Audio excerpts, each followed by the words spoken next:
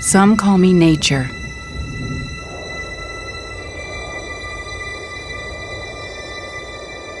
Others call me Mother Nature.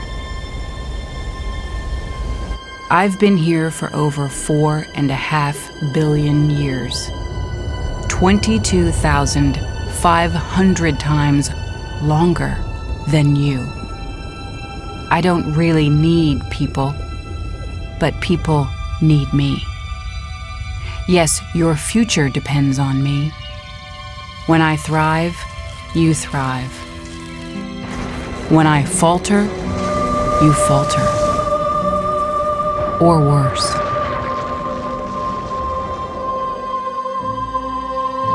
But I've been here for eons. I have fed species greater than you, and I have starved species greater than you. My oceans, my soil, my flowing streams, my forests, they all can take you or leave you. How you choose to live each day, whether you regard or disregard me, doesn't really matter to me. One way or the other. Your actions will determine your fate, not mine. I am nature. I will go on. I am prepared to evolve. Are you?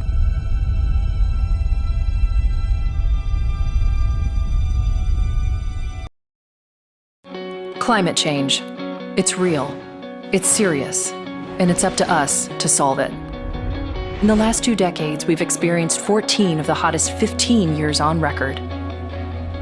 By 2050, drought and chronic water shortages could impact 1 billion people, while millions more will be at risk from coastal flooding. It can seem overwhelming, but there's reason for hope. If we embrace solar and wind power to their full potential, we can cut the world's yearly carbon emissions by 1/3. Already, Germany generates 27% of its electricity from renewables, with a goal of 80% by 2050. Denmark has shown it can produce more wind energy than it can use, and England is building the world's biggest offshore wind farm. Communities large and small are taking steps.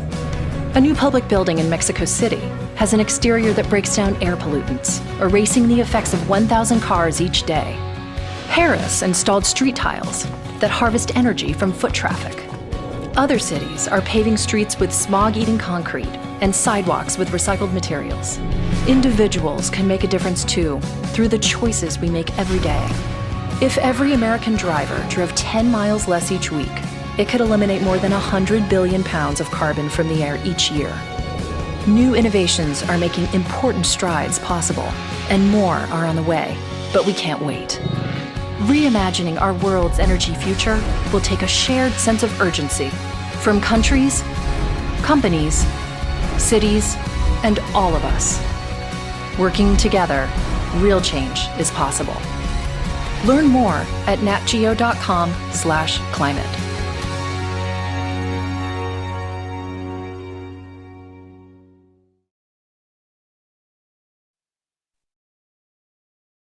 Makakalikasang araw po. Today is the third Friday of the month. In GC community, it is Kamayan Day. As usual, we will begin our program with our Zoom etiquette, followed by an opening prayer and the Philippine National Anthem. And also, watch us now real time at our Green Convergence GC FB page. Maraming salamat po.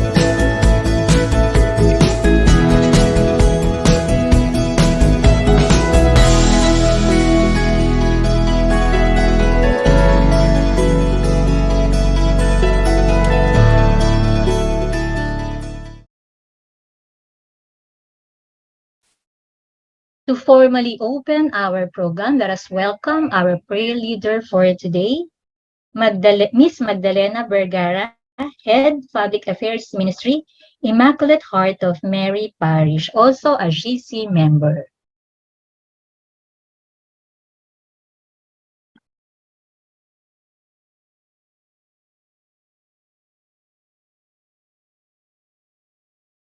Yeah, hello.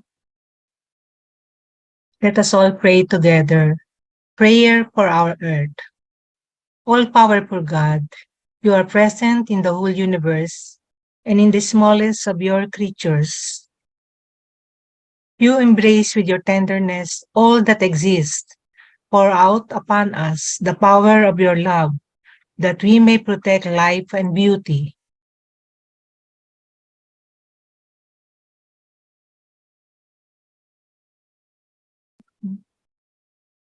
Fill us with peace, that we may live as brothers and sisters, harming no one. O God of the poor, help us to rescue the abandoned and forgotten of this earth, so precious in your eyes.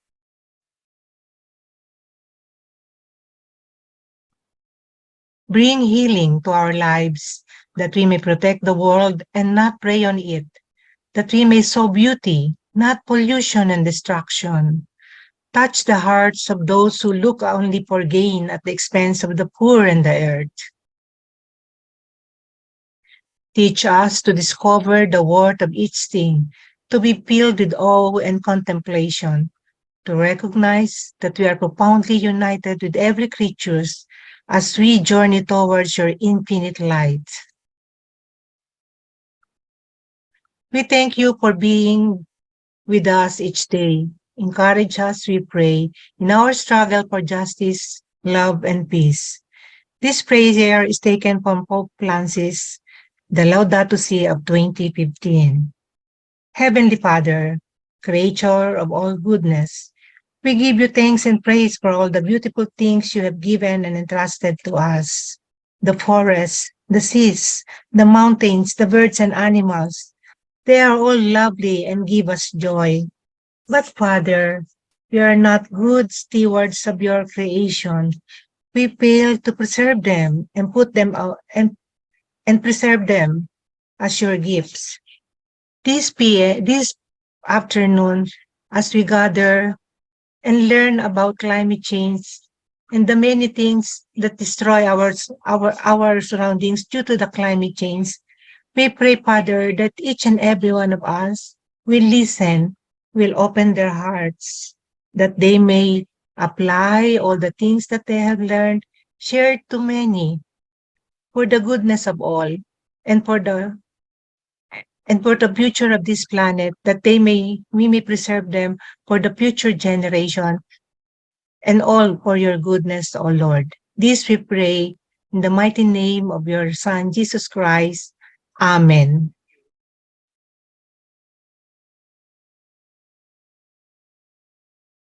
Mga kababayan, ang pambansang awit ng Pilipinas.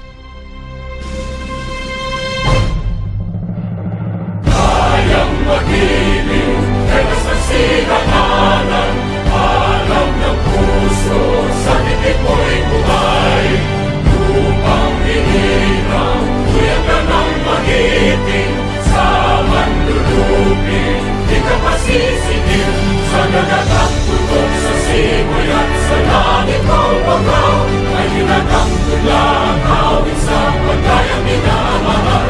Ang isang ng matawad mo'y tagumpay na naghihingi, ang bituin at araw niya kailan ang may di magtitingin. Luman ang araw ng walhagit pagsinta, buhay langit sa piling mo. Ang hindi kaya na pagkay pag-amin, ang mamatay ng dahil sa'yo.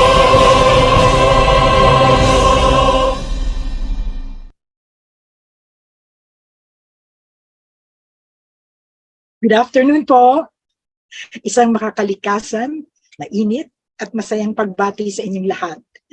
Welcome to the monthly Kamayan para sa Kalikasan Forum, held every third Friday since March 1990.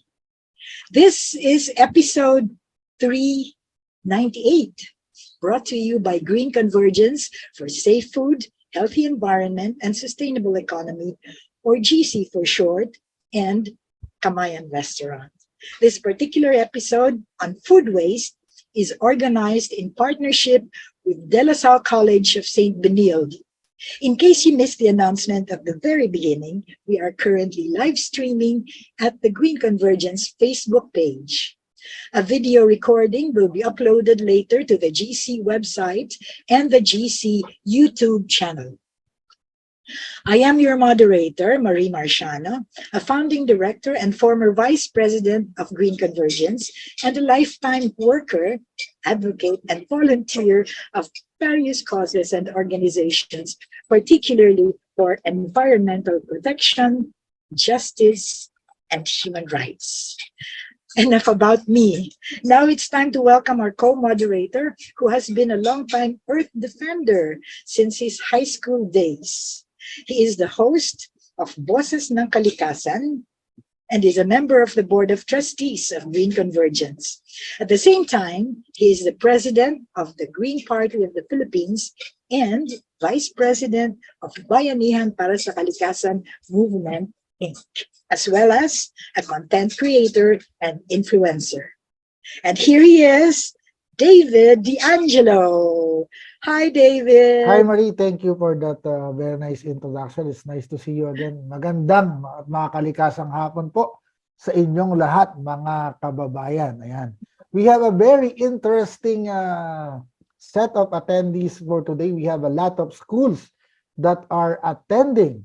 We would like to take the participation in advance of the Miriam College, headed by the Environmental Studies Institute. We also have representatives from the University of the Philippines, De La Salle University, the University of San Carlos, Central Mindanao University, the Philippine Association of Nutritionists, Central Luzon State University, the Department of Education, and their attached schools all over the Philippines. Also, we have from the Leyte Normal University, the STI College, New Era University, University of Perpetual Health, Bulacan State University, PUP, Abra State Institute of Science and Technology, Jose Rizal University, Visayas State University, Benguet State University, Don Honorio Ventura State University, Tarlac State University, and the Immaculate Conception College of Balayan, Inc. I may not have mentioned every school attending, but this is, I think, the first time that we have a lot of school attendees. Also,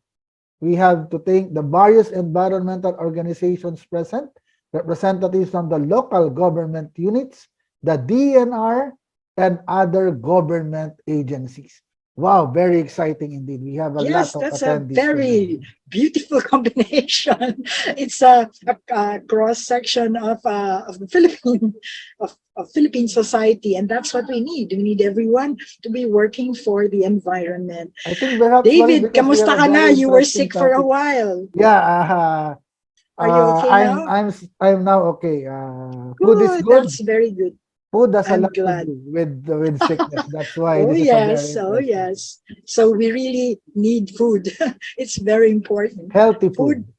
Food is life, sabi nga, di ba? Indeed, indeed. So, okay, to kickstart today's forum, we have someone who is known to most, if not all of you. She is an esteemed icon of the ecological movement, a prime mover of environmental education, past president of Green Convergence, and currently the convener of Ako Ang Bukas, a movement for a quantum leap to climate neutrality by 2050.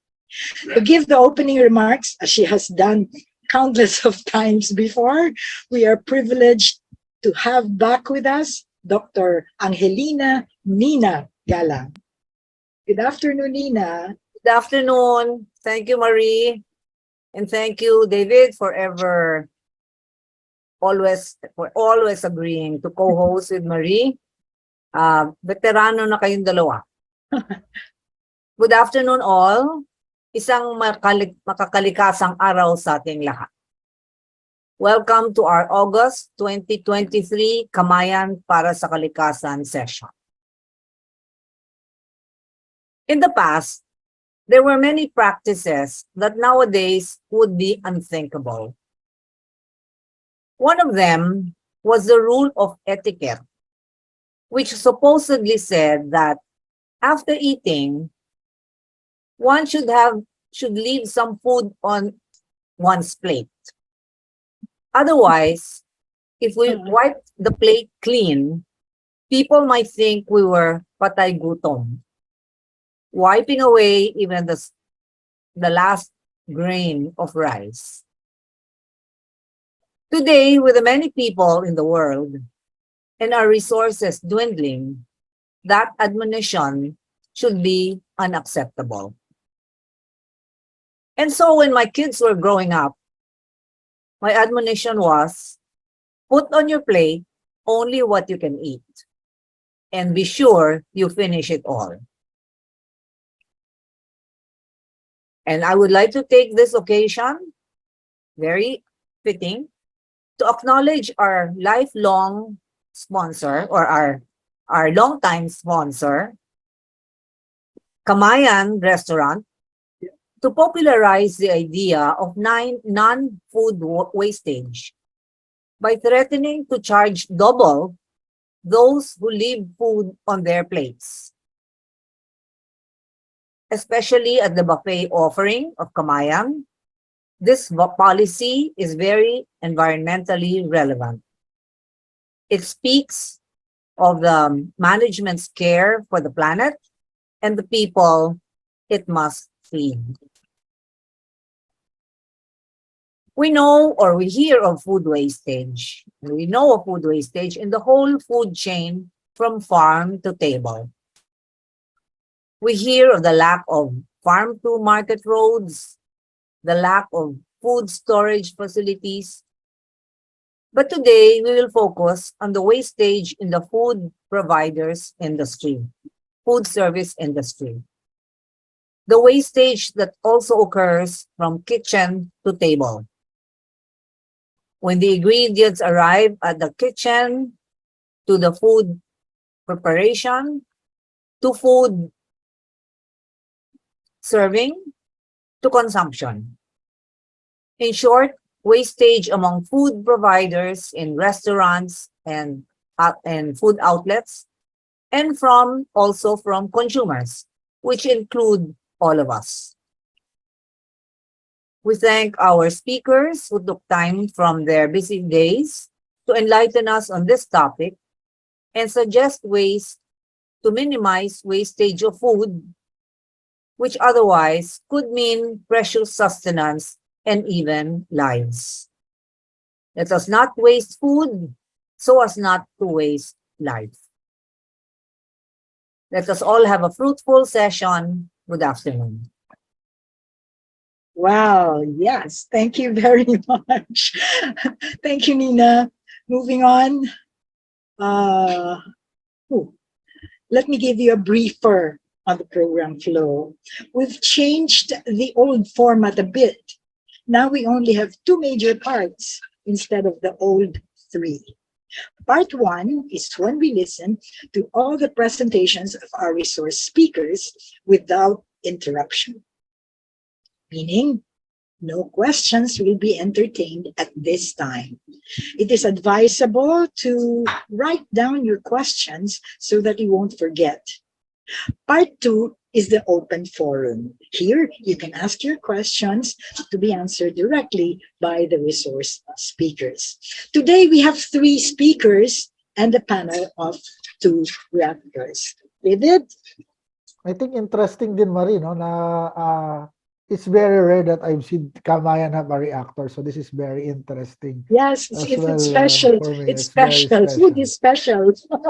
So I hope everyone would really give time to listen to the insights of our speaker, and please follow these very important guidelines. First of all, to avoid distracting ambient noise, all participants are requested to keep your microphone on mute for the duration of the webinar, except during the open forum when participants are welcome to speak and ask questions. And meantime, You may use the chat box for comments, reactions, or messages. Marie, let's start the discussion with this very interesting topic about food.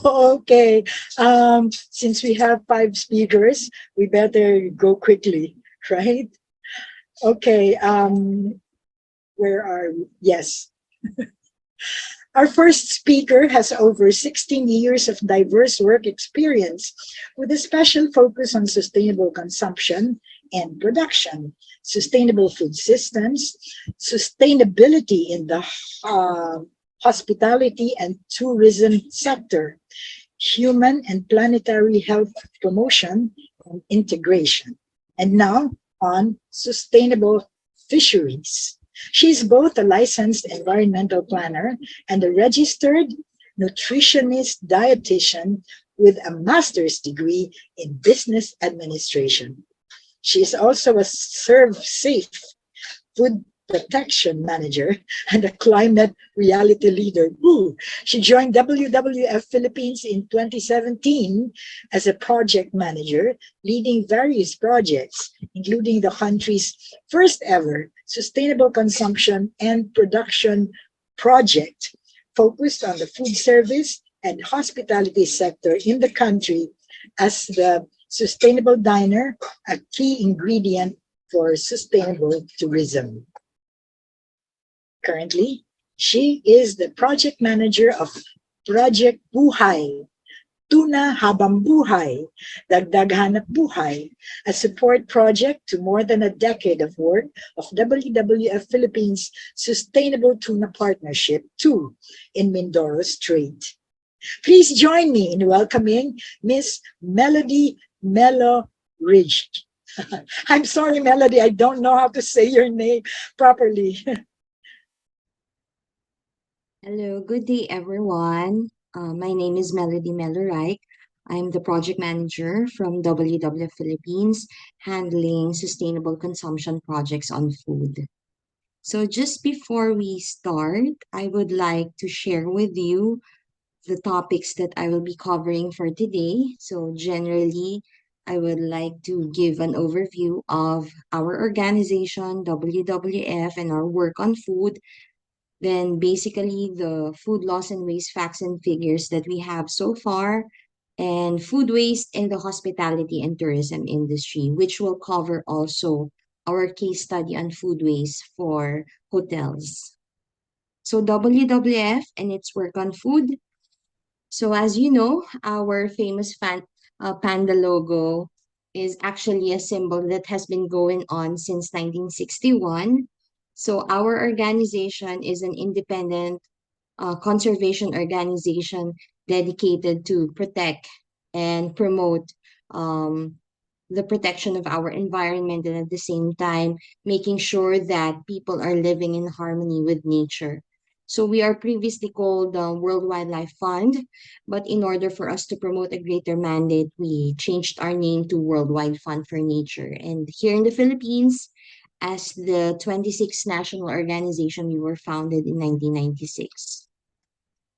And one of the main practices or main areas where WWF work now would be on food, because we at WWF believe that in order for us to achieve the harmonious relationship between human and our nature, we need to transform our food systems that would cater both human and planetary health.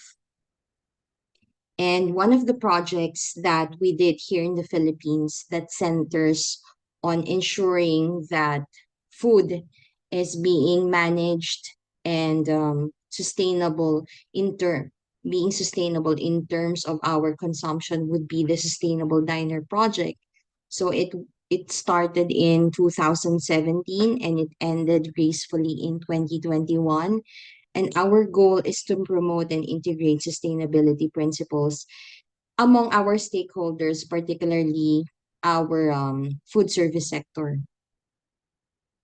So the Sustainable Diner Project mainly aims to promote 5 principles. So the first one is promotion of local and sustainable sourcing.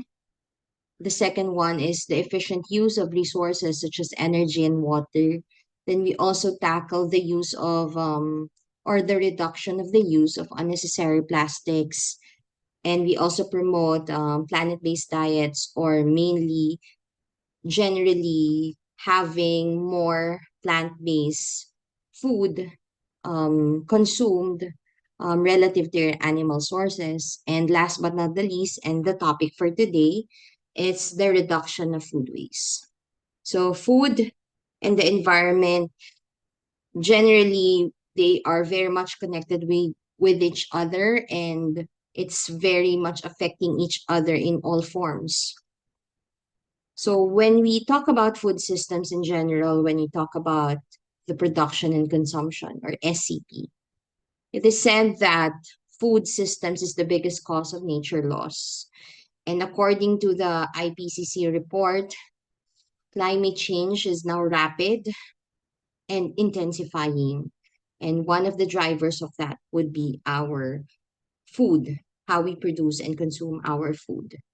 So just to give you some facts regarding the impacts of food to our environment. So majority of our land use is dedicated to food production, and because of that, and other conversions that are related to it, 70% of our biodiversity is lost, both flora and fauna. 70% of our fresh water is dedicated to food as well, wherein the total freshwater sources that we have in the whole world is just around 3%. Then we talk about also the greenhouse gas emissions that is very much related to the climate crisis. Our food produces around 24 to 30% of our greenhouse gas emissions. It also contributes to the degradation of our topsoil, 50%. Then 90% of our fish stocks are overfished. And currently, we are consuming more than what we needed, and we are actually borrowing resources or already for the future generation. So 1.5 times of the planet's natural food supply is consumed. And the most alarming for me would be that despite all of these resources being used to food, around 40% of all food is wasted. So when we talk about carbon footprint or greenhouse gas emissions in tourism, majority, as you can see, would be related to transport. But you can see here where food is very much related. On services, agriculture, food and beverage, and goods, that would cover more than 30%. So cumulatively, it's the second one that contributes to the carbon footprint in global tourism. And when we talk about food waste, for the longest time, we have known that 30% of the food never reaches our plates. That is the 2011 FAO statistics on food waste. But according to our recent study on Driven to Waste that was published in 2021, including the pre-harvest and waste on farms, it is said that all over the world, 40% of food produced never reaches our plates every single year. And when we talk about food wastage in general, there are two concepts that we often encounter. It's food loss and food waste. But what is the difference by these two terms? So both revolve on food wastage, but generally, the stage where they were lost or wasted is actually the one that determines whether you use the term food loss or food waste. So when you talk about food loss, it's mostly on the consumption side, production side rather. So this is coming from the farms, during the distribution, processing, and even transportation of food, whatever it is that is wasted or being, discarded, those are considered food losses. While for food waste, when your food reaches the market and retail, and we buy it, we prepare it, we consume it, and we dispose it, that is where food waste comes. So what are the the basic numbers that we have here in the Philippines when it comes to food waste. I would say that when we started the Sustainable Diner project, we are very data deficient when it comes to food waste. And up to now, we still are, but we still see progress and we see the transition and more awareness in terms of having baseline studies or baseline numbers for us to really quantify food waste in the Philippines. So, using the data coming from the Department of Environment and Natural Resources on the municipal solid waste of the country, we can see here that majority of our municipal solid waste is bio waste. And 80% of that would be, more than 80% of that would be your food waste. And in Metro Manila alone, we are producing 2,175 tons of food waste daily. And in a recent study for the waste analysis and characterization study of Manila City, where the College of St. Benilde is under its jurisdiction, we can see here, this is a data coming from 2021. They conducted this, that we can see that in Manila City, 49.1% of our solid waste would be food waste. So half.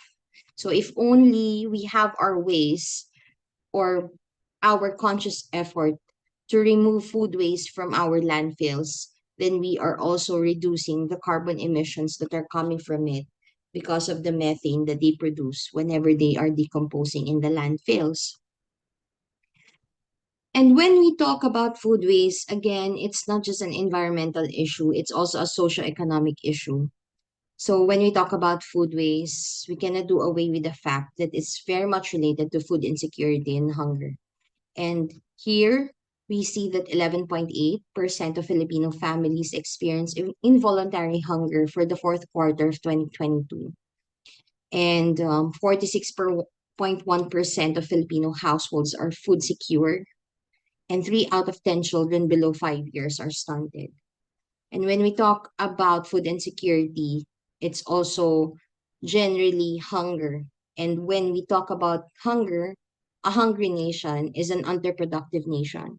So you can see here the cost of hunger here in the Philippines is 328 billion pesos. That would be loss of productivity because of premature mortality due to food related or food insecurity issues, then lower educational achievement because an empty stomach also connotes, difficulty in our cognitive and processing of knowledge. And generally, it also transcends to the educational cost of Filipinos. And did you know that food wastage is, if it were a country, it would be the third largest emitter of greenhouse gas next to China and the United States. And food waste in the tourism sector, generally, it really varies per region. So as you can see here, that for developed countries, it's actually food loss and food waste that are mostly present in their area. But for developing countries, where Philippines would be included, majority of our food wastage would be on the production side. But it does not mean that because of that statistics, we cannot do away with consumption. So we can see that in the whole spectrum of food production and consumption, not all of us are food producers, but all of us are food consumers. That's why we have a higher stake in reducing food waste on the consumption side or food waste in general. And worldwide, hotels produce an average of 289,000 tons of waste every year, where 79,000 tons of that would be food waste. And the F&B sector contributes nearly to 12% of total food waste. So for country-specific data, there are certain countries that are very, very advanced when it comes to their data on food waste. For example, the US, they have an estimated to 40% food lost and waste, and estimated that 40% of food waste happens in consumer-facing businesses like our industry, restaurants, supermarkets, and hotels. And for UK, they have an estimated 317.8 million pounds of value of food waste that is happening per year. And in Mauritius, there's a case study of 6 hotels, and they had the estimates that for peak season, that would be around 123 to 252 kilograms of food waste. And for lean season or off-peak season, that would be 100 to 118 kilograms of food waste per day. How about the Philippines in terms of the tourism and hospitality industry?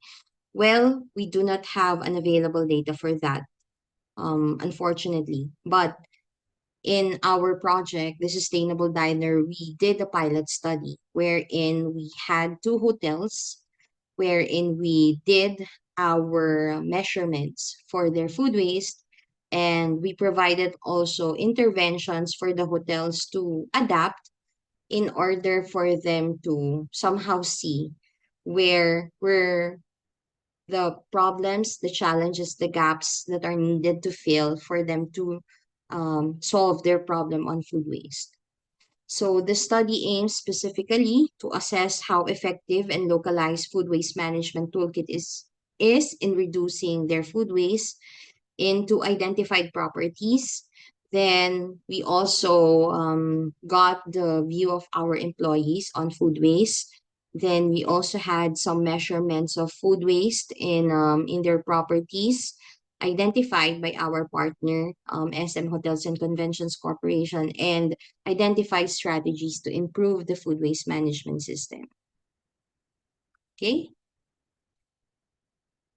So the Hotel Kitchen Toolkit is developed by WWF, our colleagues from WWF US, in collaboration with American Hotel and Lodging Association, and in generous support of the Rockefeller Foundation. And the strategy of this Hotel Kitchen Toolkit is really to prevent from having food waste in the first place or preventing them at source. If there would be surplus that are fit for human consumption, that's the time we do food donation and redistribution. And if there's really unavoidable food waste or unsafe food, both for humans and animals, that's the time we do diversion or composting. That is the general trend. And when we had our pilot, we had first a survey wherein we see that there were some knowledge on food waste by employees. And we see here that they are very much willing to take part in the food waste reduction efforts in their homes and facilities and their existing capabilities to fulfill the roles even after at work, so even in their homes. So more than 90% of the employees that we interviewed or we have answered the survey said that they are very much willing to take part in reducing food waste in their respective properties. So where do we start? Where do we start in terms of assessing or doing the baseline for food waste in the properties? So this is just a basic food waste map.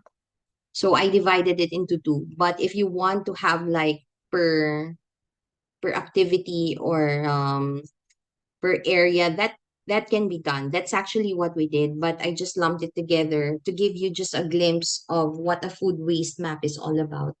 So for our interventions, the food waste map is divided into two. So the pre-service food waste and the post-service food waste. So when we talk about pre-service food waste, this happens in the receiving. It starts during the receiving of our raw materials, storing of our raw materials. So if you did not properly scrutinize the raw materials that you bought, most probably most of them, for example, your fruits and vegetables, if you do not have the proper assessment of the ingredients you receive or the raw materials you receive, there's high chance that it might get spoiled or rotten within your property. And if you are also not keen on looking at the expiration dates of the processed food or processed items that you buy, then that's also the food waste that can be incurred by your property. Then the most common for the pre-service food waste would be the preparation stage of your food, the peeling, the cutting, etc. How the portions or how are the food is being utilized. It's one of the things that is determining the amount of food waste that you get on a pre-service level. Then there's also overproduction, most especially if you don't do a la minute cooking and you store pre-cooked items or pre-processed, and generally those kinds of things that would be included in overproduction and spoiled food while on storage. So sometimes we see that improper storage, not using our FIFO and the FEFO method, those are contributors to having spoiled food in the area of pre-service. So who are the persons that are responsible for this? Of course, the receiving department, the storage department, engineering and maintenance department, culinary kitchen department, service department. Your managers are responsible for the waste that can be generated in the pre-service area or the pre-service part of your of the food service in general. Then for the post-service food waste, this is where when your food is being served already to the guests. So rejected food by guests due to undercooking, overcooking, or generally safety issues. It has hair, or there are physical hazards that are present, and they return the food, and you cannot eat it, and you cannot serve it anymore. So that is already food service, post food waste. Then service accidents, whenever your servers or waiters meet an accident and the food suddenly is already on the floor, and generally you cannot really serve it now, so it will be discarded already. Then most common for the post-service food waste would be your plate waste. So food wasted by your clients after the food that has been served to them, mainly because of portion sizes. Food is not palatable for their liking, not eating certain types of food, the garnishes, for example, the certain types of vegetables, um, those kinds of things, skin, fat. So they remove it and they don't eat it. So those are your gateways. And overproduction that cannot be utilized anymore because it has been time and temperature abused. It's, for example, in the buffet, it's staying for more than 2 hours already, and you are not able to reheat it properly. So you cannot really serve it. So that's also post-service waste. So who are the actors that are responsible for this? Of course, the service department, the culinary, the kitchen department, and the managers and the guests are responsible for this type of food waste. So when we did our pilot for the two hotels of SMHCC, and we did it for around 4 months, we saw that in a span of 4 months, we had, or they produced, almost 100,000 kilograms of food waste. And when we did our baselining, we saw that there is also improvement when we had some interventions in place for them to reduce their food waste. And how do we do that? It's not actually the total food waste that we see, but the food waste per cover or the food waste per guest. And it's a good determinant for us to see the reduction or improvement in their food waste.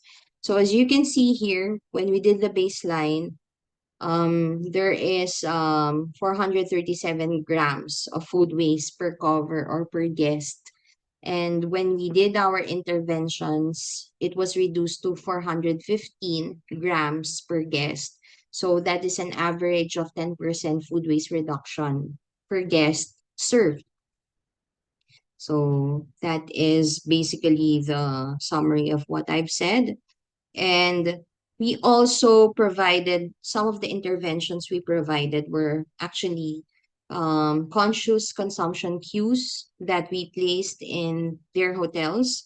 So if you go to this specific hotel, you can see there our signages or our basically the messaging that we assisted the property to create.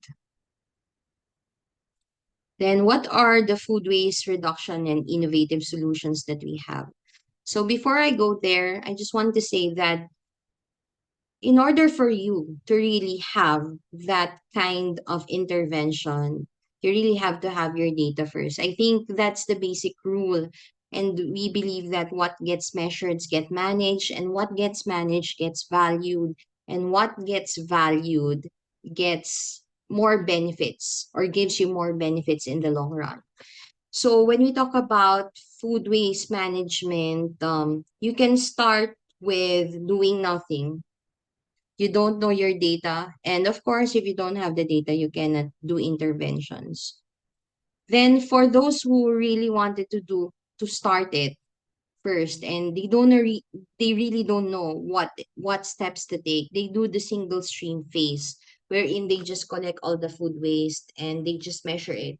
Well, it's a good start.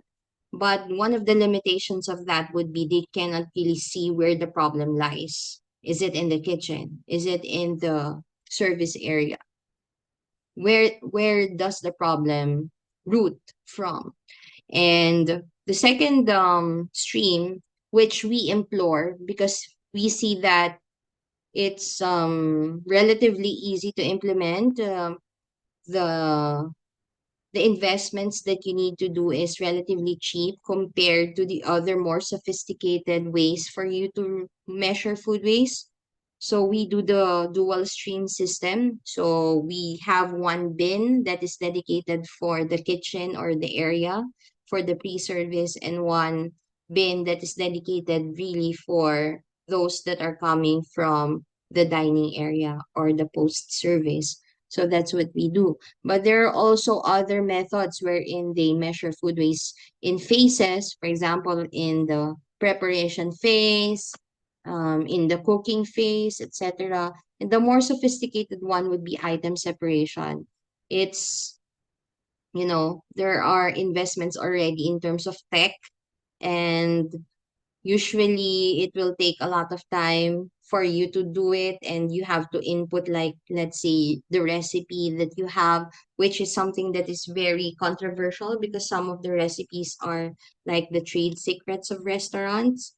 So that those are some things that they need to really consider. And is it realistic for them to spend that much for such a sophisticated food waste management intervention? And we saw that in order for your food waste management to really be successful, one of the things that you really need to consider would be the buy-in of your leaders, of your managers. So you can see here that one of the biggest contributions to opportunity, the biggest opportunity to reduce food waste if you have it in your organizational strategies or your priorities. And that would be driven by your leadership and by the commitment and how you in, introduce food waste in your staff culture. And you have planning and supply, food production, food service, post-consumer. So those are the things that would really drive your food waste management to its success. And what are the solutions that we had so far? We identified and Some of these we did or we implemented in our pilot, some of those are not. It really depends on the willingness of the properties to do such solutions. So the first one is company food philosophy, wherein they incorporated that their company is really an advocate to reduce food waste. And our properties who had the pilot already did this, including in the company food philosophy, included it in the HR training programs, included it also in the job descriptions that they should reduce food waste in their property. Then they also have the data banking program. Some of the properties in other countries do data bank program. Then they also do waste reducing menu packages for banquet and catering. They also do a guest profiling tool wherein they see the consumption patterns of several, depending on the demographics, age groups, etc. And for meal service solutions, we did the conscious consumption cues, putting signages on buffets and generally on the tables of the guest, adjustments of your food containers because if you have bigger food containers, the more tendency for you to fill it. And if you have smaller ones, it's easier for you to manage, but it will require investment also to replace those. Food portioning to reduce also the rate of spoilage, wherein you provide more or smaller batches for your guests to get and not getting from a bigger portion. Then we have also app-based solutions in terms of RSVP. So we have your generally your food weighing apps. Then we also have our food donation apps in case that your property has surplus food and you want to channel it to a certain community or a certain area, basically with the consideration of food safety, you can do that. And of course, our food composting services, which WWF has partnered with Green Space. It's the Soilmate app. You may download it and check it out. It's a food waste composting and collection service that is given for those who cannot really compost and generally who wants to really divert their food waste away from the landfills. And this service is available in Metro Manila. So at the end of the day, what we want to do is reduction of our food waste and food loss would really provide food security. It would promote resources and environmental sustainability and at the same time, socio-economic development. And we see that your food waste as part of the indicators and targets for SDG 12, which is responsible consumption and production, we rise to the challenge not only for the environmental concerns, but also our social economic concerns on poverty, on hunger, on economic growth, and providing jobs or having decent jobs, to having clean water, to protecting life and biodiversity, and reducing the effects of the climate change that we are experiencing. So with that, I always end my presentation with this, that our food is meant to feed our people. It's also meant to feed our animals. It's also meant to feed our soil, but it is never meant to be filled or never feed our landfills. So with that, I very much thank the organizers for inviting us, for inviting me. And if you want to know more about WWF and our projects, please visit our website, wwf.org.ph, and also our social media accounts for more information. And it's time that we see our food as as a right of every human being. And at the same time, it is also our responsibility to promote the conservation and preservation of our resources, and food is included in that. So with that, thank you very much and have a great day, everyone. Melody, for that very interesting presentation. Imagine, Marie, no? Yeah. 40% of food goes to I waste. That's know. I'm learning so much. staggering, And right? this is just the beginning. Ang dami ko nang natutunan kaagad. It's scandalous, di ba? Grabe, no? And to think of it, no, sometimes we observe also that food establishment used to throw away food at the garbage bin. So nakakalungkot talaga. Right, right. At saka Ah, yung throw away ng before the produce mm, reaches the market para hindi magmura. grabe. Diba? Diba? Oh my God. And So to that's think so only the many people are beginning. hungry.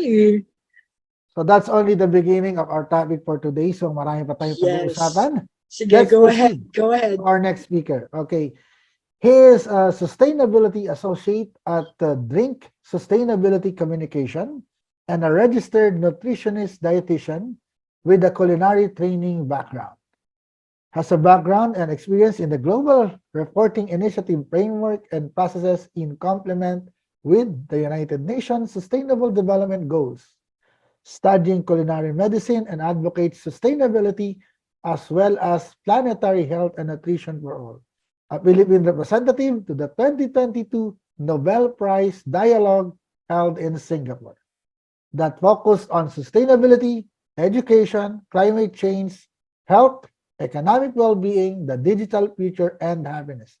Ladies and gentlemen, please welcome Michael Ian Bulalin, R&D MSc, the Junior Sustainability Associate, Sustainability Department of Drink Sustainability Communication.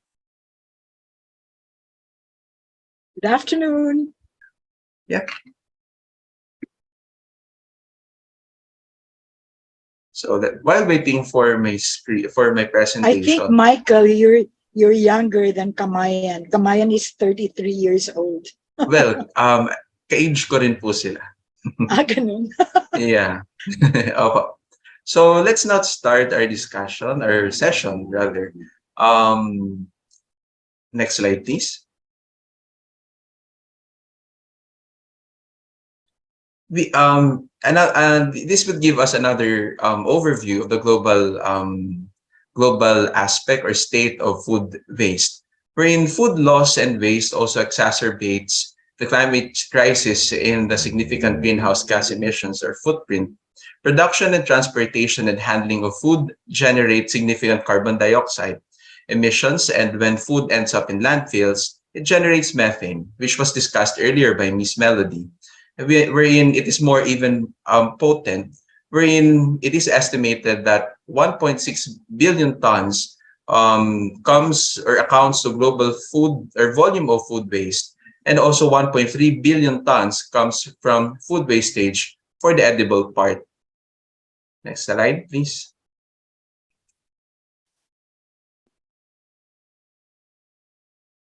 When food scraps and other organic materials are sent to landfill, they begin to rot and release greenhouse gas emissions or gases, primarily methane, which contributes to climate change. Methane is more potent, 25 times greater than carbon dioxide. Transporting the heavy waste to landfill requires big trucks, as you can see in your screens, wherein each time that we travel or transport such organic waste, it also adds to the pollution and carbon footprint. And to make it more worse, the rotting organic matter mixes with heavy metals and other chemicals as well. And from electronics in landfill, it creates a toxic sludge that can sometimes either way um, add to it will deposit to the landfill basin and eventually to the underground toxins which make their way to the water supply. That is why it is important for us to mitigate proper landfill management when it comes to waste. Well, there are so many waste. It could be scraps from buildings, but in this case, we are talking about the food. And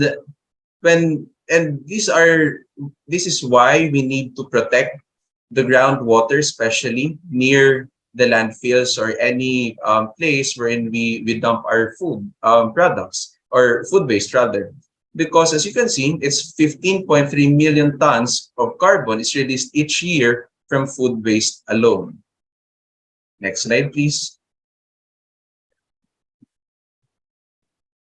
Now here, I will be presenting to you the 2021 and 2022 data, wherein these countries are the ones who are producing the highest annual food waste on household level or scale alone for 2021. As you can see, that China and India are the biggest contributors of food waste output globally. And due to larger populations of these countries coinciding with weak food waste program mitigation, for 2022, we have around 931,600 tons of food waste alone. So it's actually increasing. Next slide, please. For the Southeast Asia, we are now narrowing down the realities and states and levels of food waste. Next slide. Wherein in Southeast Asia alone, we produce around 50 million metric tons of food waste each year, which Philippines is one of the Southeast Asian countries. And next slide. And 17% of food is either lost or wasted each year. And let us take as an example Indonesia, wherein 20% of its harvested crops are lost each year, while Philippines loses up to 50%. This is a sad reality wherein Indonesia has a bigger land coverage, which means they have a lesser percentage lost compared to us. Well, our country is among the top countries in the highest risk of the effects of climate change, because we don't have yet the full implementation of food waste programs in the Philippines. It is still fragmented. There's no specific coordination and implementation of food waste programs, both from private and public or from the government. Next slide. Let us now take a look at the Philippines. Next slide. Wherein 1,717 metric tons of food are wasted every day in the Philippines. And for every Filipino, we actually waste 1 tablespoon or 14 grams of rice a day, which accounts to 23 million pesos a day worth of wasted rice. So if we are accounting only the rice, how can we now also account other food items or food wastages coming from other food products? Because nakita naman natin dito na for rice alone lang talaga to. So, possible na mas mataas pa ang impact natin for each Filipino that we are considering. Next slide, please. This part, I will now discuss to you about the waste along the food supply chain. This was briefly discussed by Ms. Melody earlier. Wherein, for us to better understand the areas where food is lost, here's the flow of food with an overview of the food supply chain. Starting from pre and post-harvest, there are already losses that the farmers do encounter. There are produce that are either ripped on harvest or will not make to be in its acceptable market form, and also not anymore good for human consumption. Further down the line, during the processing of the harvest, there are trimmings and scraps which are not ideal for the final product and for the final product optimization, and therefore discarded at times. On transport of foods, there are still losses that is being encountered by the farmers or the transporters, wherein it is more exposed to physical and chemical changes. And further selection of market acceptability contributes to the food loss and wastage.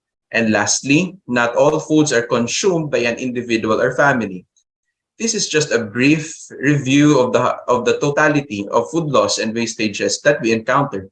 We have a very complex system to understand, because it is so ironic that we account food wastage or overproduction while some of our fellow humans are suffering from hunger. This was one of the sharings by Sir David and also Miss Sir David earlier, that we are actually having so much food wastages, but we have so many people who are feeling hungry. Next slide. Let us now proceed with the challenges. The first challenge that we encounter is the effects on climate change. Products hold different carbon intensities. And for example, vegetables production in Europe is more carbon intensive than vegetable productions. And this is why we are promoting plant-based diet. Because when we are raising or growing vegetables and fruits require lesser water and then and fuel for them to be grown. Because if you are going to raise a cow or a pig, we will have a duration of around 8 to 10 months during their before mapakinabangan natin yung kanilang meat. It requires higher volume of water, whereas compared to plants or vegetables and fruits is lesser ang kanilang ginagamit na tubig and lesser din ang maintenance. And then as you can see that the different commodities differs from its intensities that is produced and its contribution to the carbon footprint and food wastage. Next slide. Second is the lack of awareness and education. Our general mindset is that all wastes should directly go to landfill. The hierarchy of waste management is surpassed because we are not aware of the better way to dispose our wastes. Limited awareness and understanding of the impacts of food waste on the environment and society can contribute to wasteful behaviors. Well, actually, the hierarchy of addressing food wastages should follow this framework, wherein we have to reduce, to reuse, to recycle, recovery before our waste should go directly to landfill. Dapat yung mga landfill natin, hindi siya literal na pinagtatambakan ng mga dumi or ng mga waste natin, particularly food waste. Kailangan dapat natin minamaximize muna ito bago makarating sa landfill. And landfill should the last resort for waste na hindi na natin mapapakinabangan. Because, with our own understanding nga, hindi masyado, or rather, yung awareness natin is not that full, we are not that fully aware with regards to proper waste management. Next slide, please. For the next slide is about supply chain disruptions. The current supply chain is actually disrupted. We can actually feel the effects of supply chain disruptions. Masyadong nagkukulang yung mga supplies natin, even fertilizer coming from Russia and also from Ukraine, the wheat and the flour. We can actually feel. But what would be the direct effect or challenge to this? Wherein countries are continually banning the export of commodities such as rice coming from India. Well, it's all over the news na narinig natin at nakita natin ito for the past 2 months na kung saan Indonesia is actually now limiting their exports with regards to rice because they are actually now having some scarcity with regards to rice, and now India as well. They're actually having, this could be a challenge because the more that they store or store their produce, the more there's a possibility that it will also rot or spoil. And in this case is about rice. And other products may also face further depletion and may exploit other resources as well, which may also trigger contributory factors to food waste. Next slide, please. Next is about the market imperfections. The consumer mindset is all about products that we will buy should conform with a specific or certain form or be physically acceptable. There should be no blemishes. Dapat kung ano yung itsura ng isang carrot, yun din yung itsura ng the rest of being sold in the market. And imperfect market forms are either dumped in bins or let rot because they are unacceptable, but still edible. Inefficient markets and inadequate price incentives can lead to food being left unharvested or sold, contributing to waste.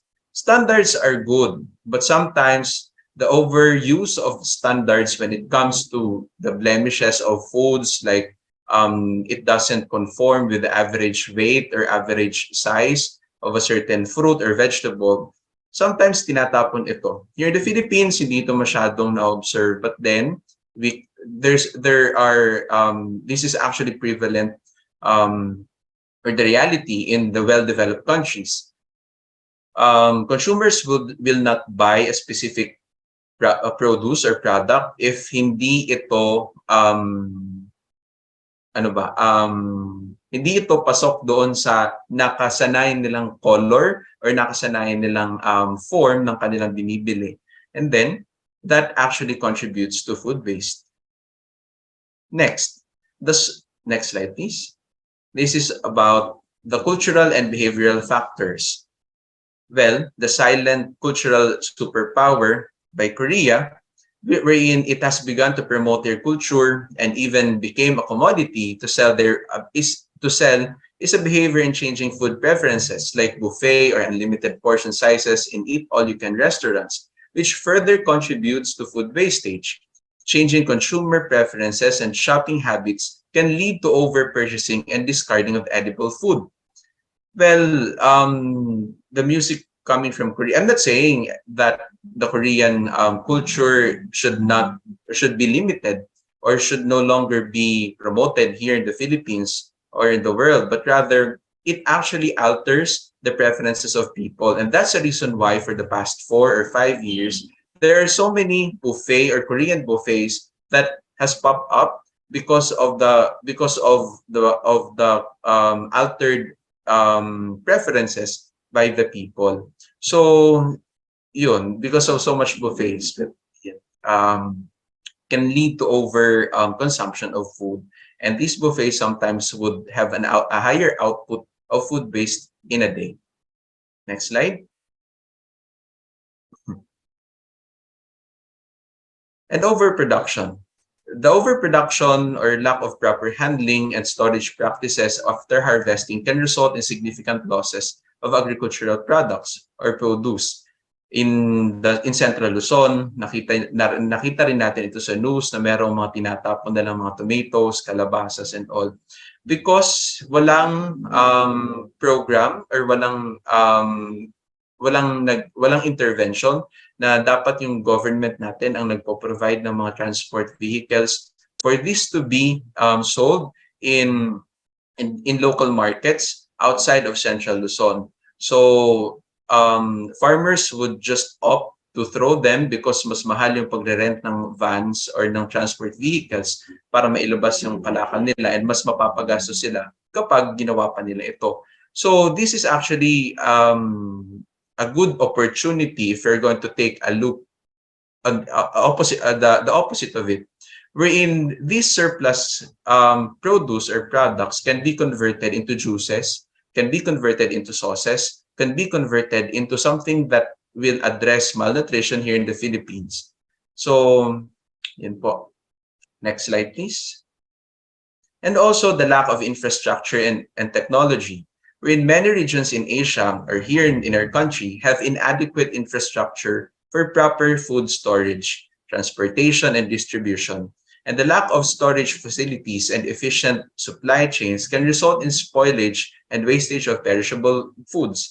And to add to that, we are also a country wherein we are prone to typhoons, wherein every year we experience for around 20 or 25 typhoons annually. And it actually disrupts the physical infrastructures and the systems that we have.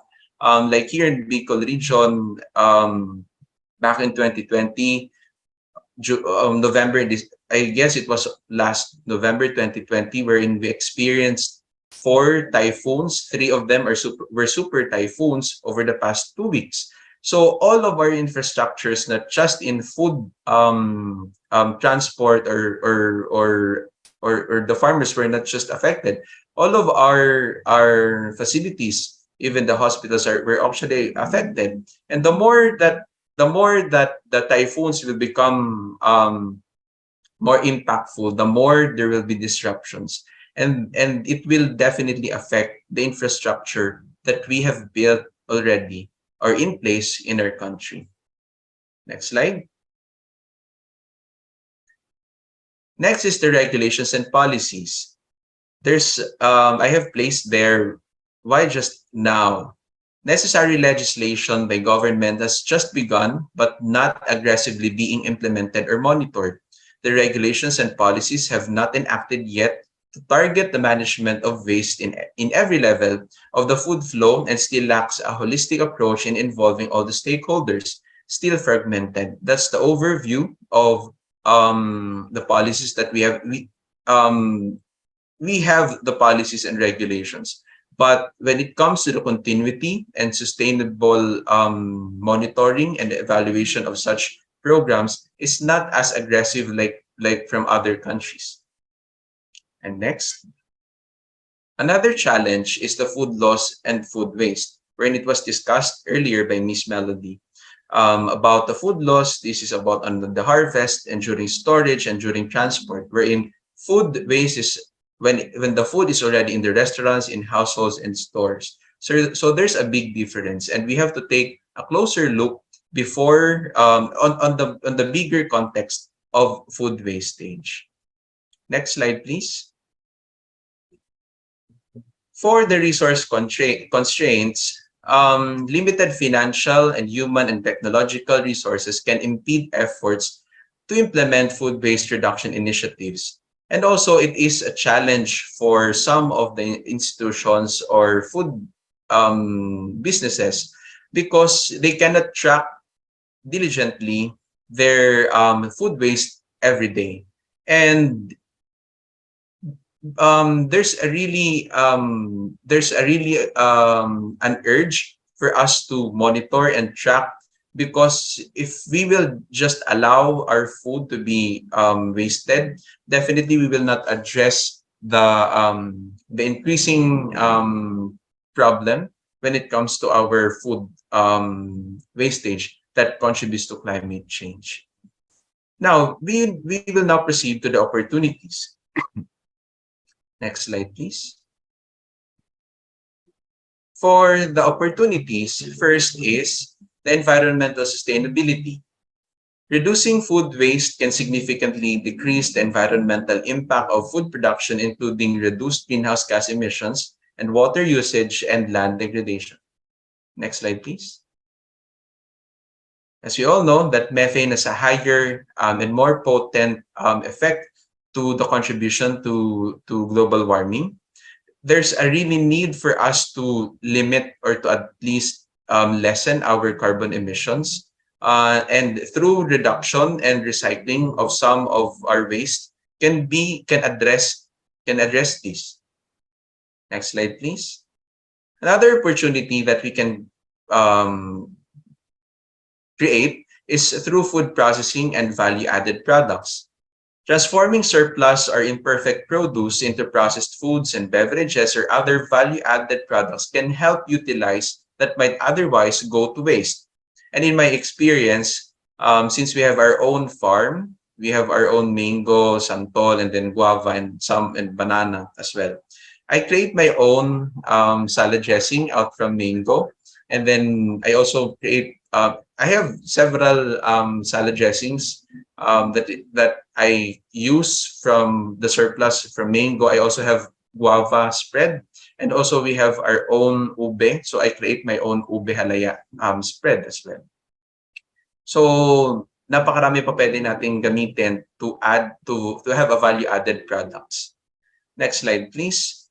This is another example of creating a value-added products, wherein West Asian chefs take on fight against food waste, wherein a Dubai-based chef named Leila Fatala recently came across a bowl of grapes, wherein she started, instead of throwing it, she created a brioche and posted a picture, and then it influenced people with 1.3 million followers, and it spurred to create products out from scratch or from surpluses.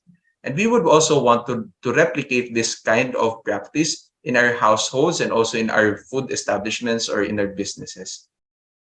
Next is the economic benefit.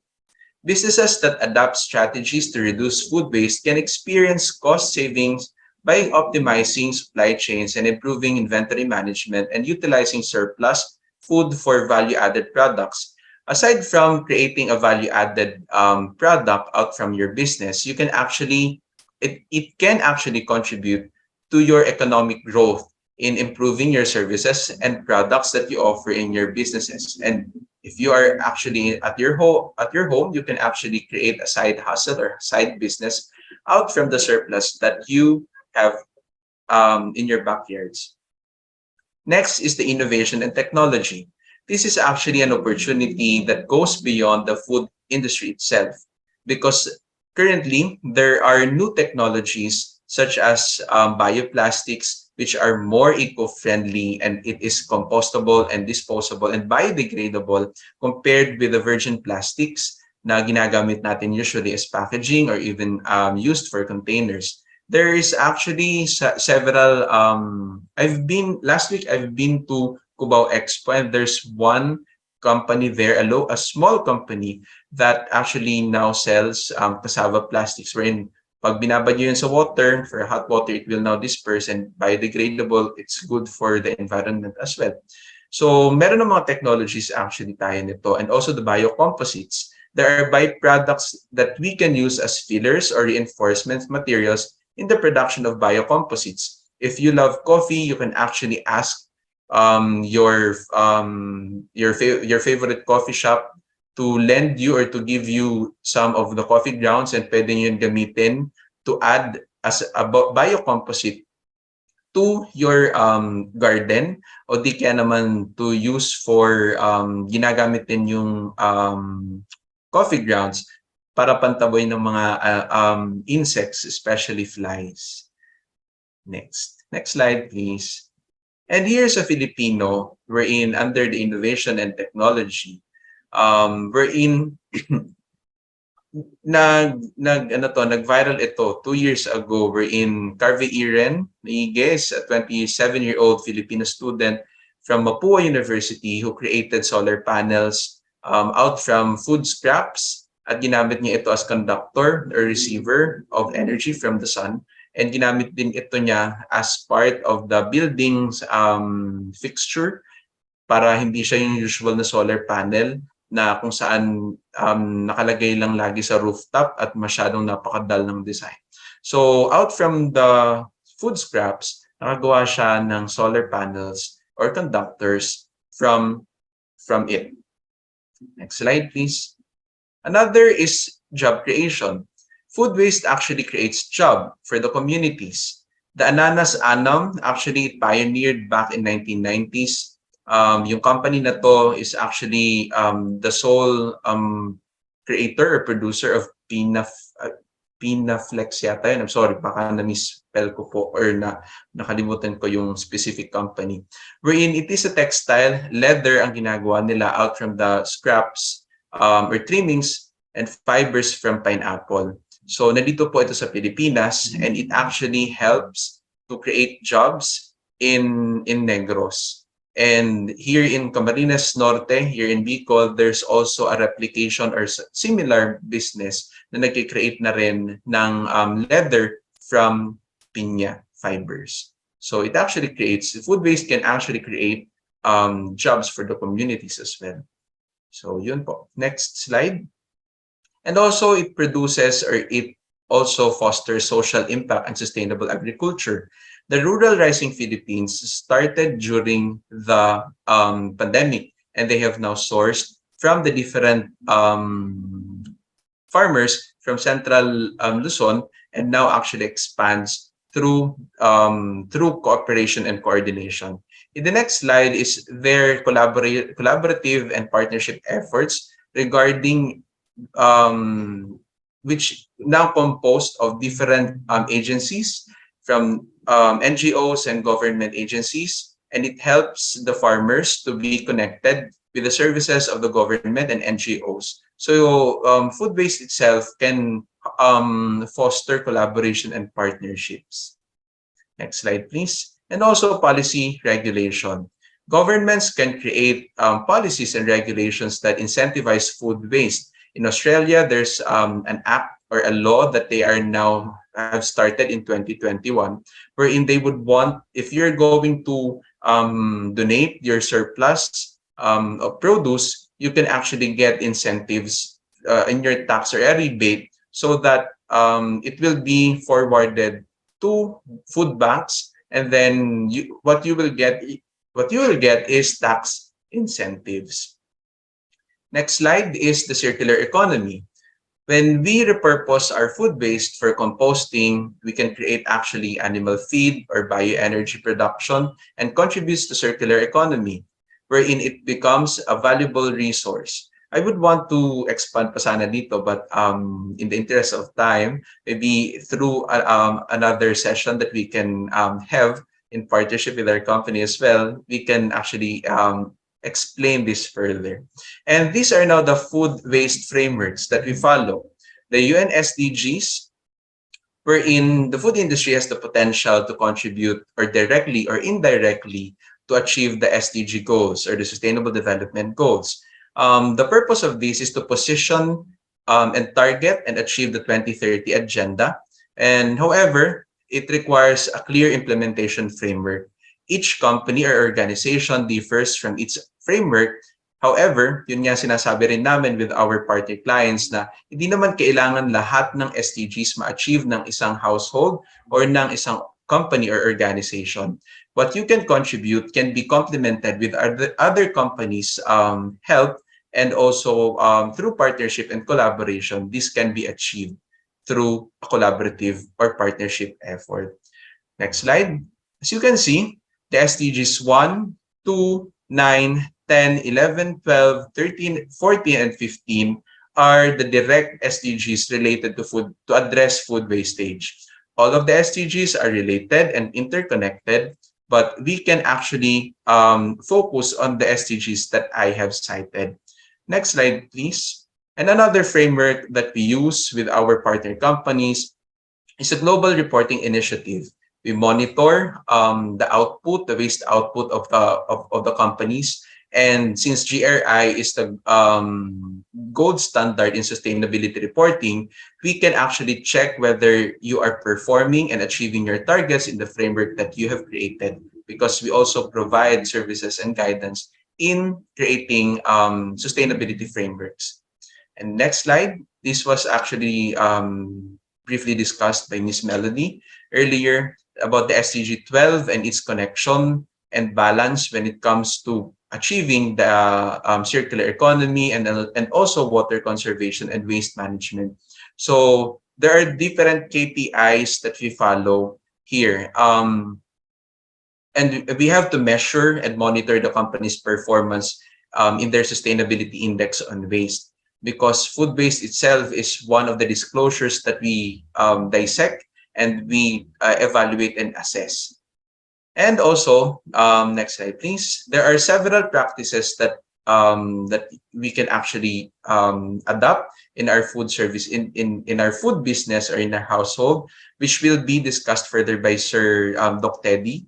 We can actually purchase from local food farmers because it has a lower GHG emission or carbon emission.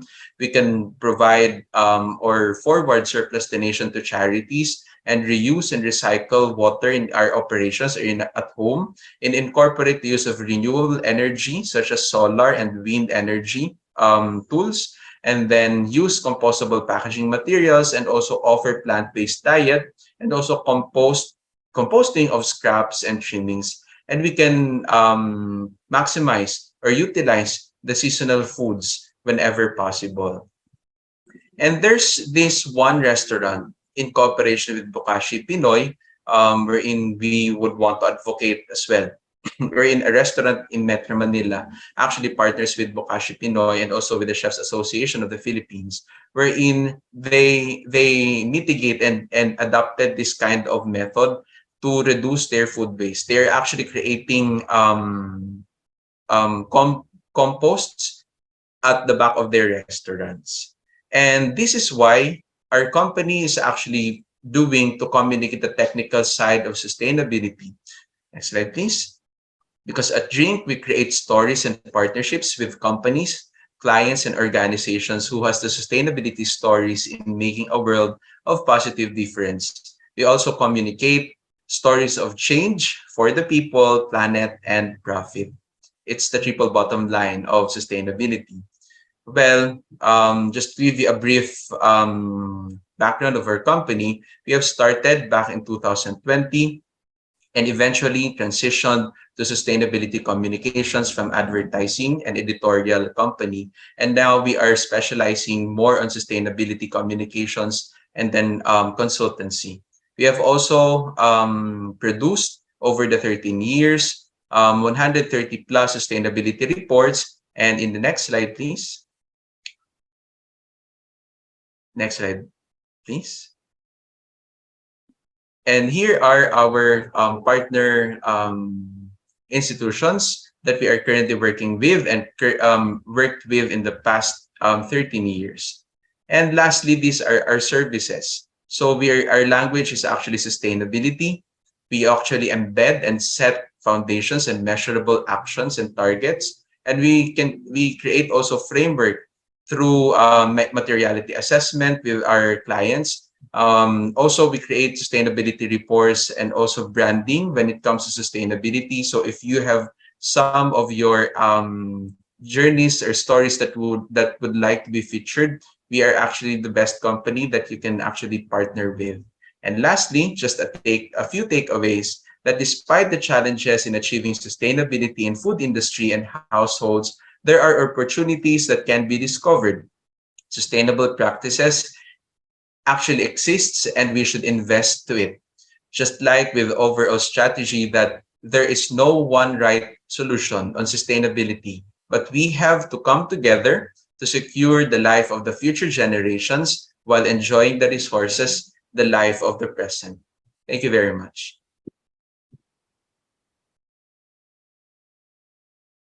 Well, thank you very much, Mr. Michael Bolalin, for that vivid presentation of the world problem that is food waste. Coming up next is an expert who will tackle the possible solutions to this global challenge. He is a registered nutritionist dietitian, a certified guest service professional, and an associate professor of the School of Hotel, Restaurant, and Institution Management, or SHRIM. He obtained his Doctor of Philosophy in Environmental Management and Studies degree from Miriam College, and was a recipient of a doctoral scholarship grant from Benilde. He holds 2 master's degrees, Master of Science in Tourism and Hospitality Management, or MSTHM, major in Culinary Management from Benilde, and Master of Environmental and Natural Scholarship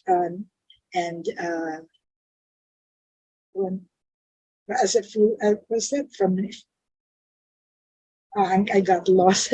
He's also a recipient of the Graduate Scholarship Grant from Benilde for his MSTHM degree. He obtained his BS Nutrition degree from UP as a full scholar. Dr. Manansala is passionate in both teaching and research in the fields of food and nutrition, wellness, food safety and sanitation, sustainable food systems, and educational research. He has published and presented numerous papers locally and internationally. Let us all welcome Dr. Teddy S. Manansala. Thank you very much. Good afternoon, everyone. Afternoon. To our energetic hosts, and to assimilate the discussions of our 2 previous speakers, and to give later by the panel of reactors to reinforce more what have been discussed. So let me present to you the food waste reduction towards sustainable food systems and nutrition quality. So this discussion context will be in terms of nutritional and environmental losses in food waste. So I will relate the previous discussions, and then food waste and nutrition quality, and food waste reduction interventions for your takeaway today. So probably to give the icebreaker, you can answer this through the chat box. What did you eat earlier? Or probably you're eating right now because we're it's already a merienda time. And did you generate food waste on your plate? And probably we could also reflect on our own ways, on our own food habits in terms of generating food waste. As Dr. Galang earlier emphasized, this in our Filipino culture that we always leave something on our plate after eating, and probably we have to change that. And in terms of sustainability and sustainable diet in general, this is our uh, expectation. So the expectation is for us to have low carbon footprint or low footprint in the context of food waste. And the food should be nutritionally adequate, it should be safe, accessible, affordable, healthy, and culturally acceptable. And of course, respecting biodiversity so that we have enabling sustainable food systems. But that is not the case. Providing nutritious, safe, and affordable food for everybody on a sustainable basis is actually one of the world's biggest issues today, especially in Asia, as presented earlier by the two uh, speakers. And around 515 million people are projected to be malnourished, including the Southeast Asia. And globally, the average quantity of food waste per capita per year is equivalent to 18 healthy meals. So let's reflect on our own food waste. It means that it can provide one person with the dietary reference of 25 nutrients for 18 days on average, which can adversely affect one's nutritional status. So despite food insecurity, approximately one third of all food product or all food produced for human consumption is reported to be wasted. And data statistics have been shown earlier. So let's contextualize. So from the supply chain to the from production to from farm to table, and now let's talk about plate waste. And plate waste is defined as the edible portions of food which are left on the dining or on your plate after the family has finished eating and are usually given to household pets or discarded. And we have to decide if it should be processed as compost, or we should in our case we should not let that plate waste uh, went to the landfills.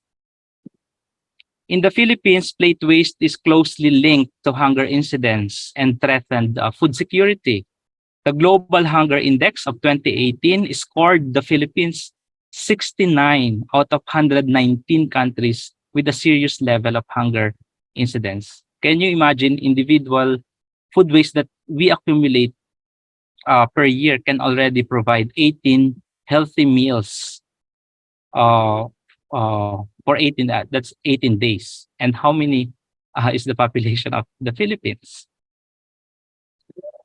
And given that plate waste is mostly generated at home, the typical Filipino family generates 66.8 grams of plate waste each day, which is 5 grams more than in 2015, based on the data. And recently, the 2018 DOST FNRI survey revealed that 48 grams of typical plate waste are composed of cereals and cereal products, fish, meat and poultry, veggies, and other food categories. So we're talking about the Filipino diet here. Let's evaluate our own self in terms of the food waste that we generate. And this data coming from the FNRI DOST shows that rice was the most wasted food item among Filipino households, accounting for 58% of total plate waste and contributing to the high carbohydrate intake as compared to the other nutrients. And then it is followed by other vegetables. So Also fish and fish products, green and yellow leafy veggies, so which are all sources of dietary fiber so that we maintain good health, and with a minor contribution from condiments and spices, meat and meat products, fats and oils, and so on. And environmentally speaking, rice is a major contributor to this problem because of its high carbon intensity and high wastage. Uh, Another is meat waste, which has significant influence on the environment in terms of the land use and carbon footprint. And wasted vegetables have larger carbon footprint as well. And cereals, meat, and sugar are actually three of the most significant food groups that have an adverse influence on the environment. And food security is more than meeting the daily requirement for calories for an individual. And it also talks about the needs of essential macro and micronutrients for healthy functioning of body that we should as well consider. And particularly, it is important that the wastage of these food groups in Filipino diet with high production stage in terms of environmental impact and nutritional content should be avoided to minimize the impact on food security and planetary boundaries. So I just included this data from an empirical study because we are in the digital age. So we have educators here, we have different coalition and environmental groups in our audience. And let's take a look at the result of this study.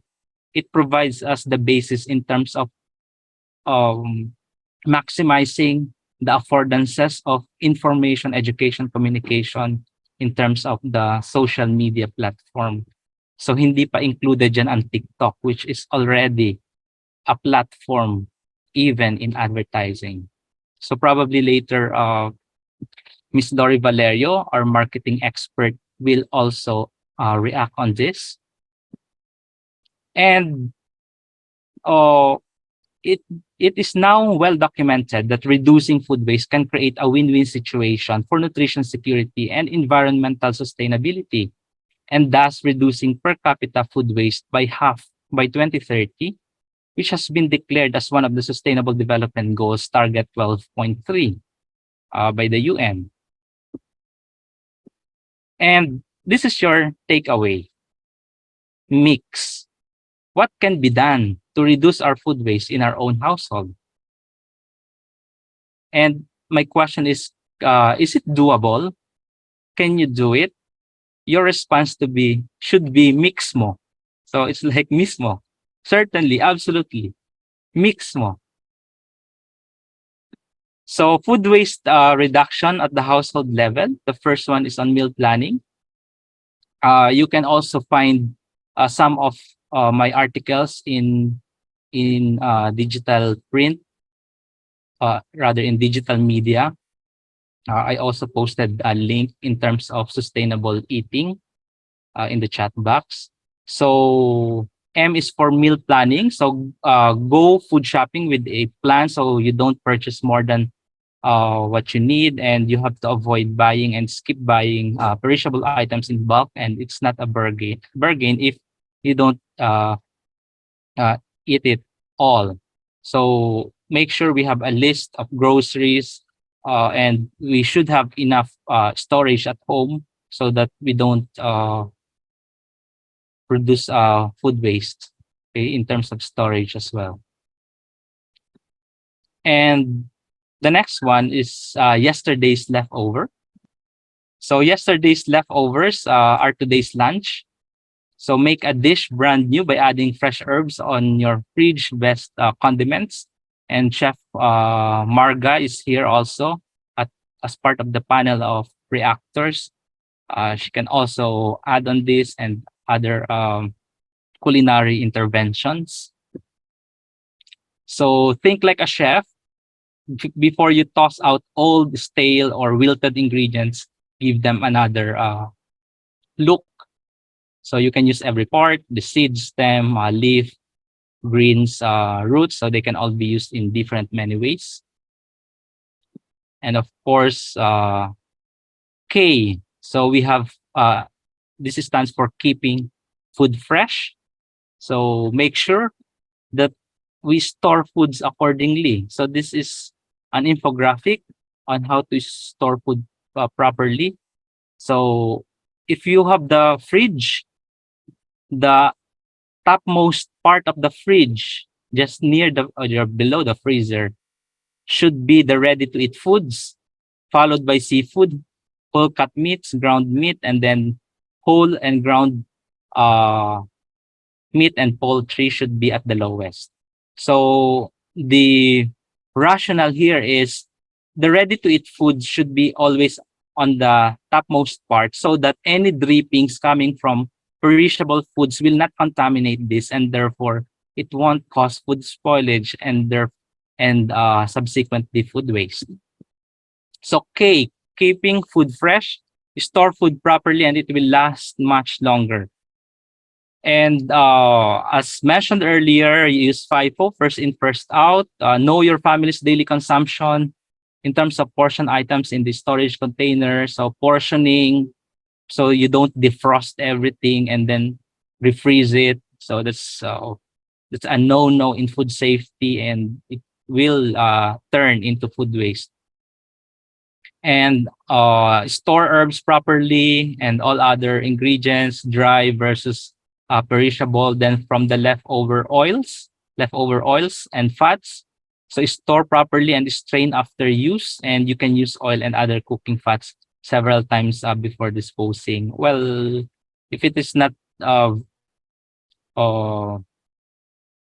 if it has not been used for high moisture content, then you can use it for up up to 3 times. But generally, on the average, you can use oil twice. Okay. So of course, the X is examine. So examine your waste. Look at your current habits. That's why earlier I emphasized that we should reflect on our own food habits in terms of generating food waste, and make note on what we can do so that we reduce our carbon footprint, we reduce our footprint, and we are helping the environment as well as uh, for the purpose of our own good nutritional status. So don't forget mix. And food waste reduction starts with you. Mix mo. This should be our response that certainly we can contribute in the food reduction. Absolutely, we can do something to reduce food waste, and so that it won't reach the landfills anymore, and we don't generate greenhouse gas as mentioned and explained earlier by our previous speakers. And to end this presentation, as Dr. Galang said, the former president of Green Convergence, that sustainable development, which is development that respects the laws and rhythms of nature, is the evolutionary imperative for humankind. So as we embrace it collectively, so will we act as one. With that, thank you very much.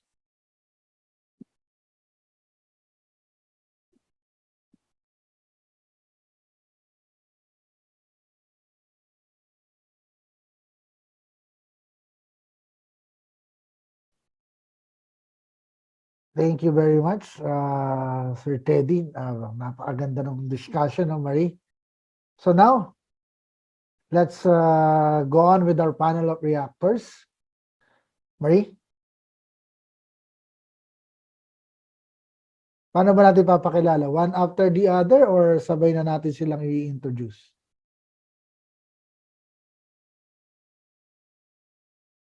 Nawala yata si Marie.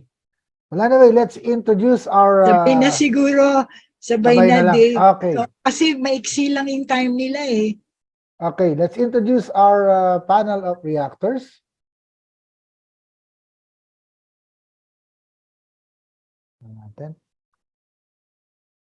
First is, she is a member of LTB Philippines Chefs Association and the program chair For Culinary Arts, School of Hotel, Restaurant, and Institution Management of the La Salle College of St. Benilde. Please welcome Ms. Margarita Isabel Marti, CGSP FSCOME. And our second panel of reactor is the Tourism Management Program Chair, School of Hotel, Restaurant, and Institution Management of the De La Salle College of St. Benilde, Ma'am Lorena Valerio, CHE CGSP Trainer MBA. Thank you, Sir David, and good afternoon to everyone. Good Good afternoon. afternoon po. Good afternoon, Ma'am Marie, and of course, Good Ma'am afternoon. Galang and Doc Teddy and Sir Mike, and of course, our very first speaker, si Ma'am Melody. Right, so Chef Marga, would you like to start? Hi, good afternoon, everyone. I'm not as bubbly as Lori, but I will try to make it as bubbly. First of all, I'd like to congratulate everyone for this wonderful and insightful um, uh, presentations. I actually learned a lot dealing with food um, about sustainability. This is a hot topic now, not because it's what we like to talk about in the culinary world. I just want to let you know that in the past two World Chef Conference that I attended in 2018 and in 2022, sustainability takes about 30% of the conference, particularly for sustainability in the restaurant and hotel industry. We actually banter among chefs on how good they are. So, how good they are doing their sustainability programs in their hotels, right? So, I just have one reaction really, and it's did I disappear? Oh, I just have one reaction. Um, Sustainability in the restaurant industry is actually key. Sorry, sorry. Sustainability in the restaurant industry is actually something that we need to work on, especially here in the Philippines. We do have a lot of wastage. And I actually went to that restaurant that does bokashi. I've actually seen those bokashi bins. They're actually quite interesting. But because it is a business, there is a cost. It entails monetary cost. And it would be nice to know how much the cost is versus what we can gain monetarily. I'm not saying that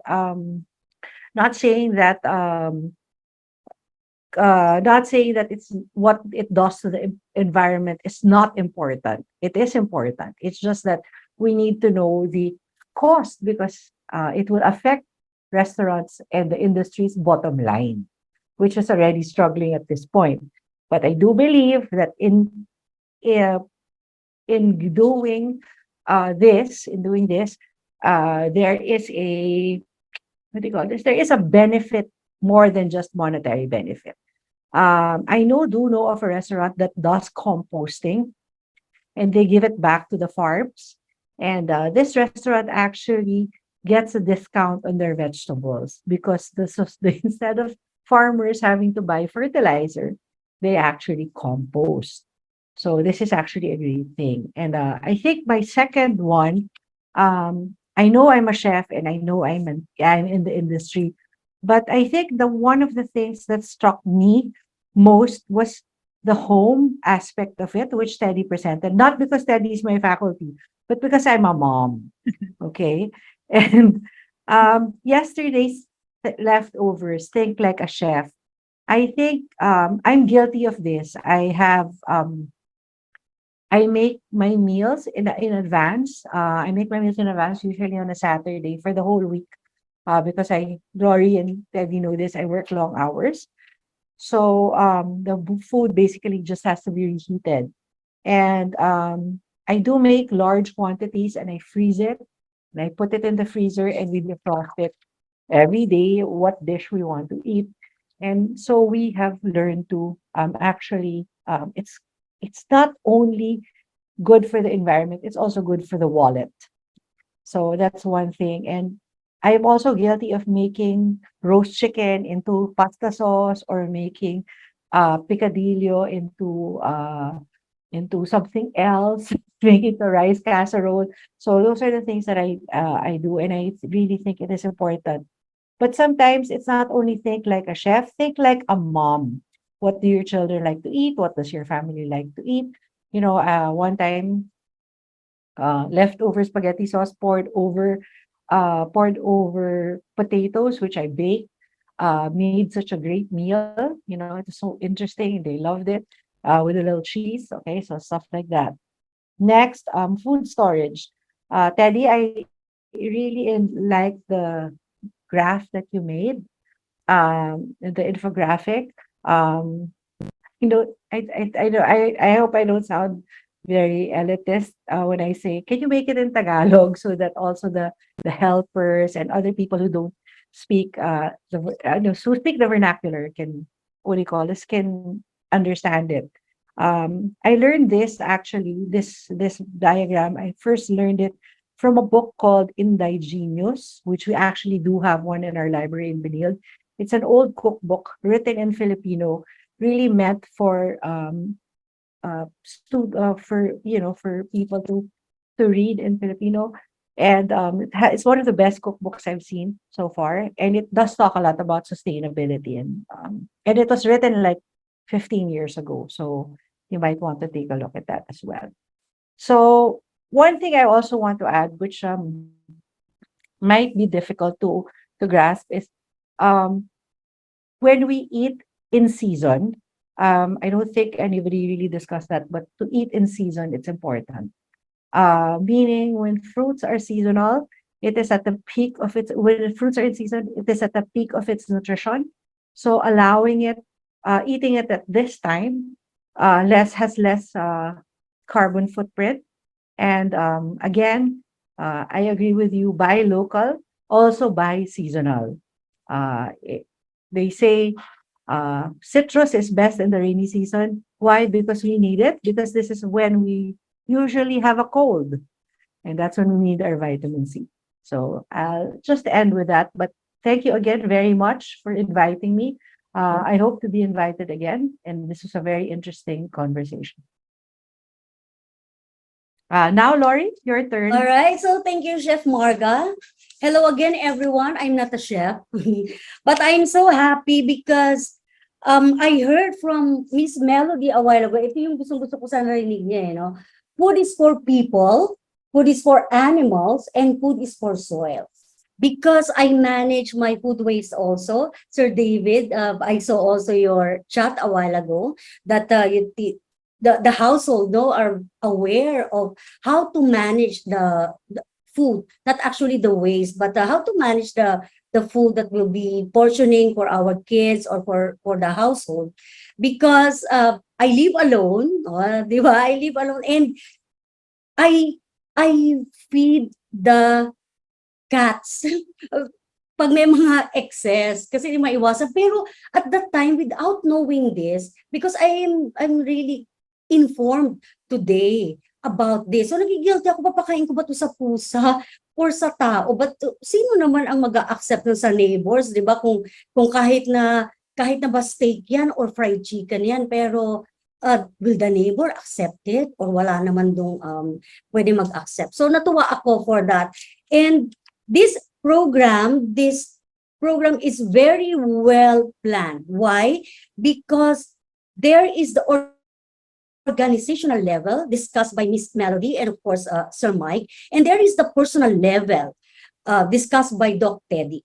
How are we going to participate in this advocacy of food waste management as a person, as an individual? And I hope or I am sure that the audience appreciated that. And the organizational level is very challenging. However, I would like to congratulate, of course, Sustainable Diner Project and the Drink Sustainability Communications, because if they will not provide us the numbers, diba? Na-mention kanina ni Ma'am Marie a while ago, sabi niya, wow, 40% of all food is wasted and never reaches our plates. Di ba? Yung ganun, pero may nagugutom.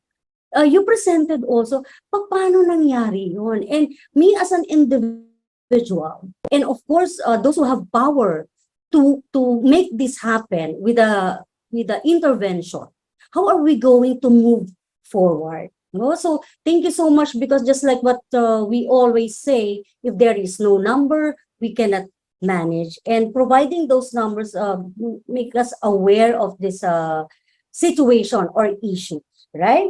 And of course, everything that we are doing is anchored on SDG. Thank you so much for presenting that, Sir Michael. Kasi sa akin, ang sinulat ko, connected lang SDG 2, 12, and 13. Pero tama the poverty also is part of it. And then the other SDGs that you have mentioned.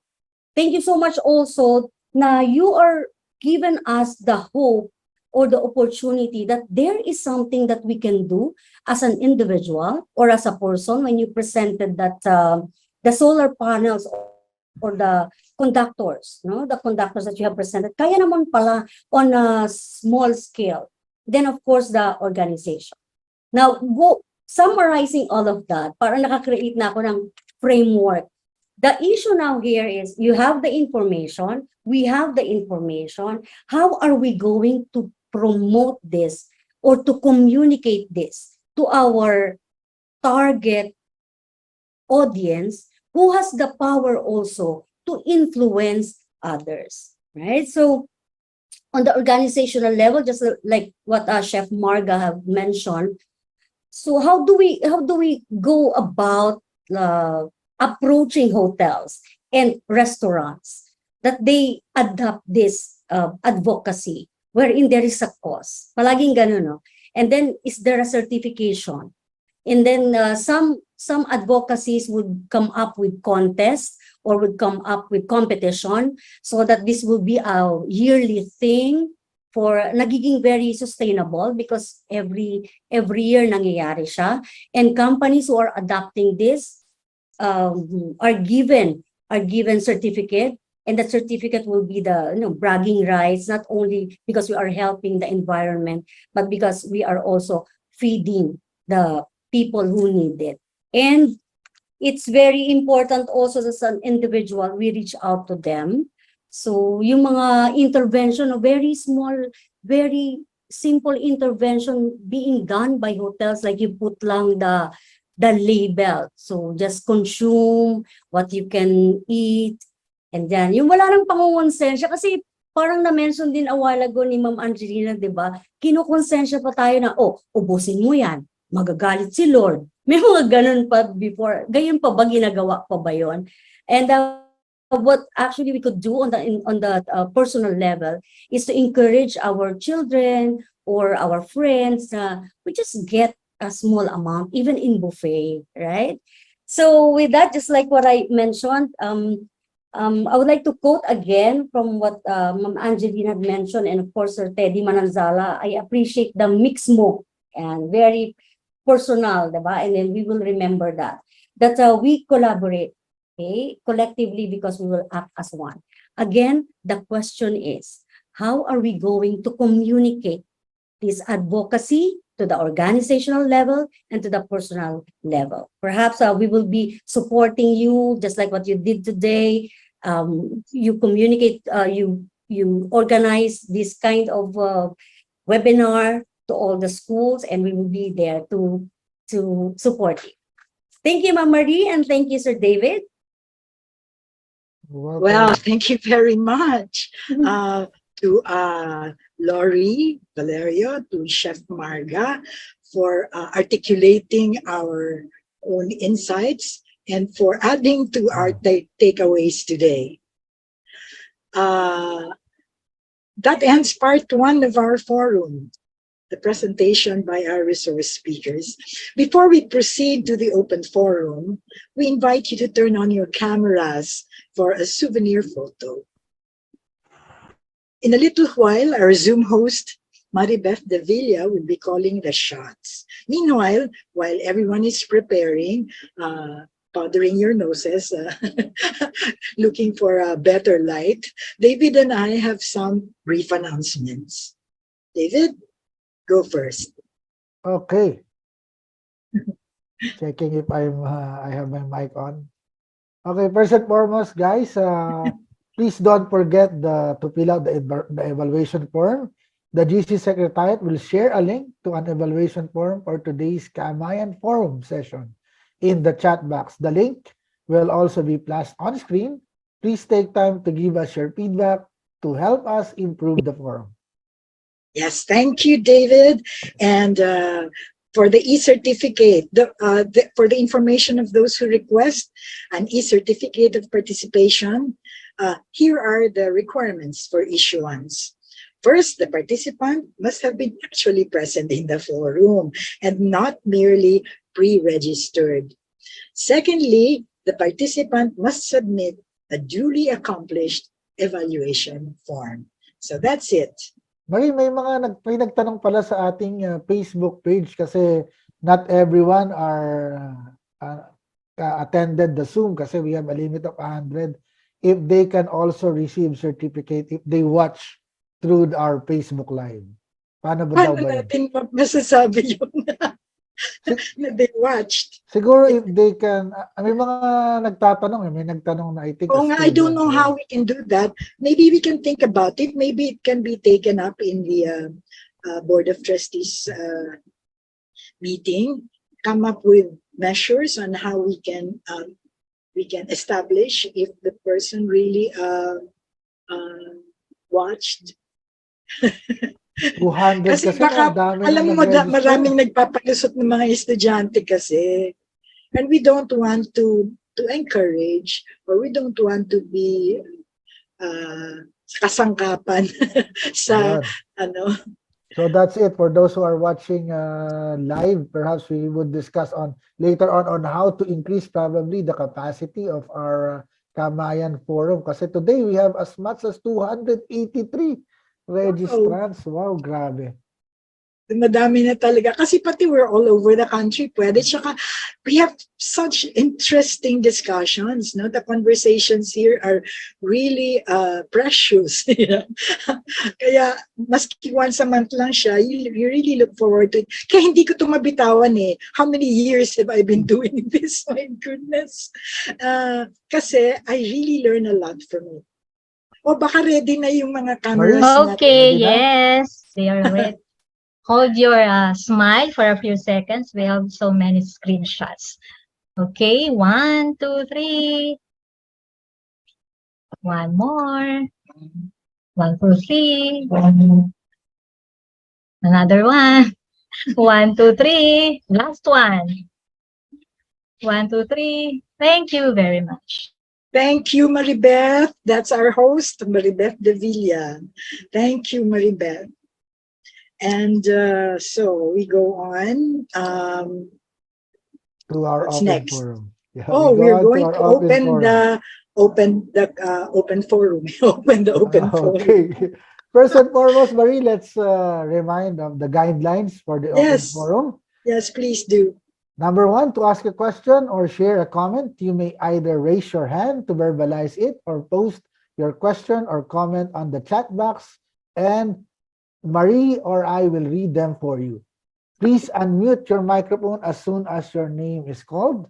Give your name, organization, school, or location, then state your question and to whom it is directed. We request that your question, or if you want to add something, please make it very brief as we have time constraint for Kamayan Forum. And lastly, we will take as many questions as time permits on a first come, first served basis. You know why I laughed when you said Maria and I will read it for you. You know how bad my eyes are. I have to kiss the screen to be able to read the chat, what's in the chat box. Now I understand. Now I understand because most of the time I ask why you're so close to the screen. Now I know the answer to that question. I do not know that your eyesight is that. Yes, my eyes are bad. Okay. My eyes are all just my eyes.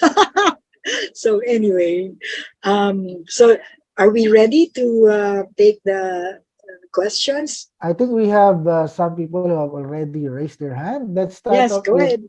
Dr. Cora Claudio. Dr. Cora? Yes, Cora. Hi, Cora. Hi, good afternoon. I'm using my still picture because I have not combed my hair. Okay, I have 4 points that are more suggestions. First, I'd like congratulate everyone in this group who are leading this for your indefatigable effort, to continue this webinar, which is really a series of very informative, educational, action-oriented discussions. Okay, number one is about the law. As you must have learned and might have attended the DNR meeting, a big conference on it, there is this law on extended producer's responsibility, which covers food waste. Okay, so we have to be sure that the organizations that are, especially business companies that are generating food waste, are registered. Otherwise, you might be penalized without you knowing it. So please read it very well. Okay. Number two is on values development. My concern only when we want to improve something, like in this case, waste, I believe, basically is a values development issue first and foremost. However, we tend to think of what regulations should we develop and impose on people to force them to do the right thing. That is okay in the short term, but it is not a long-term solution, I think. Before I became an environmentalist, I was already conscious about the food that I eat because I had a father who is an Ilocano, and he would tell us that we should never leave even a few pieces of rice on our plate when we eat. Otherwise, we would pick them one by one when we die. And so, recently I was in a MAP program. These are the people who are heading companies. I'm the poorest there, I think. And my seatmate noticed my plate almost very clean. And he said, "You always finish everything." Well, I said, it's not because I don't have much to eat anymore, but because this is how I grew up with. That is a value that my father developed in us, never to waste anything, not even a few pieces of rice. Okay, number three. I think it is also important for us to choose the food that we ingest. We are so focused on rice. Actually, I do not eat rice. And at my age, I'm still a badminton player. And I attribute that to the fact that I do not eat much carbo. If I do, I really choose the carbo that I eat. Uh, Things that we have to consider, I think, is the planting cost and nurturing of the food, the maintenance of the plants, the nutrition that we get, the opportunities for us to generate revenues from it. Our farmers stay poor because rice is not a product for us really to produce. We are better off importing from those countries that have very good river systems, and just produce something else using one-fifth of our territories, which are land, which is really very small compared with our territories, so which is composed of four-fifths water.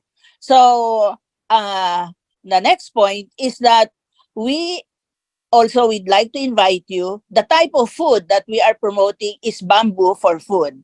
And we had our first meeting the other day. I invited your chair, but she was very busy. So I would like to share with you the results of that. Those who are interested in this topic, we are launching a bamboo for food with a recipe book, because we are now selling local bamboo shoots in our groceries, very little, and they do not last long because we are not packaging them long and we are not presenting them well. They still remain as a poor's diet. I always have bamboo shoots in my ref. Unfortunately, they're all imported from China. And to me, if we will look at this, we will not only satisfy our nutrition requirements at a very cheap cost, because as you know, bamboo is like almost like our natural capital. Bamboo plants grow everywhere without us taking care of them, and we are even having a hard time killing them if we want to get rid of them. And so that is not something that will require costly irrigation systems and very nutritious. Now, related to the last point that I heard from you, communication, we will invite you to join this, because the recipe book that we hope to produce will include your contributed recipes that are, of course, I hope, nutritious and tasty. And our Asian Institute of Journalism and Communication, will you please raise your hand, Olive? I think our president is here. I think can help, no? Olive, are you here? We may be able to help this group in the communication aspect of the work. So those are the points that I'd like to share. Thank you very much for inviting me. I really enjoy your presentations. Thank you, Cora. Thank And you. I see Tessa's raised hand. Tessa? Yes, Go thank ahead. you. Thank you, Marie. Yeah, I have two suggestions. One is to popularize the food waste app service. I think the restaurants should know about them. If there is a way that we can popularize that, that would be good. And then number two, a certain concept came into my mind while I was listening, no? Yung mga food waste, kasi I remember French baker. After a day, anything that's not the bread that's not sold during the day, they sell it for a cheaper price. So I Yeah. was thinking, baka yung 4-piece natin, di ba meron silang ID? Baka yung mga restaurants can do this also. Yung mga food na hindi na benta sa restaurants can be opened for 4-piece, that they can buy it at a cheaper price using the government passbook. So the government will pay for it. So, and maybe sa mga bakeries also. So then you give food to those who can't afford to buy it, because it's government through the 4-piece that will shoulder the expense of the food. So that's one of my two suggestions that I have. And my question is about the plant-based meals. Medyo kasi I've been used to eating meat also, but there are plant-based meats now that's being served in some restaurants I see. Yeah. Buy it, but is it really nutritious and safe to eat? That's my question. Thank you. Yes, vegetarians live a long time, Tessa. Anyway, Tessa, I think you made some very good suggestions. I don't know if we need a law to about the 4-piece. Someone from DA here, baka that can be suggested dun sa sa 4-piece program natin. Yes, baka pwedeng isama doon, ano? Anyway, somebody has to work on that. It's a good idea. I think it's a very good idea. Giving food to those who need it. No? Okay, yung question mo nga, is it yung plant-based? Oo, yung plant-based product. Parang ganyan. Yeah. I believe it's good. But it's not for everyone siguro. But it's not harmful, definitely, because plants have protein content. Kailangan lang i-mix yung different kinds of amino acids. Kasi vegetarian ako, kaya ko yan alam. Anyway, are there any other questions? I think, hi Marie, I think we have question on the chat from Grace Glenn Tabisay. Okay. Her question is, how important is food waste program, as there is currently none, and especially food waste management from an organization as an entity in consolidating its collective GHG impact in the landfill? Yeah, in the first place, food waste should not go to the landfill. You know, that's against the law. But, ay nako, So how ibang, important is that? ibang Sino ay problema pwedeng yan. sumagot from our speakers? Sino sasagot niyan? You know, this is a good idea. I can actually read it. Hello, hi, good afternoon. Yes. Yes, This go is ahead. Melody. I'm the first speaker. So Yes, Go ahead. Melody. Yes. yes, Right. thank you. I know how to pronounce your name now. Thank you, Miss Marie. I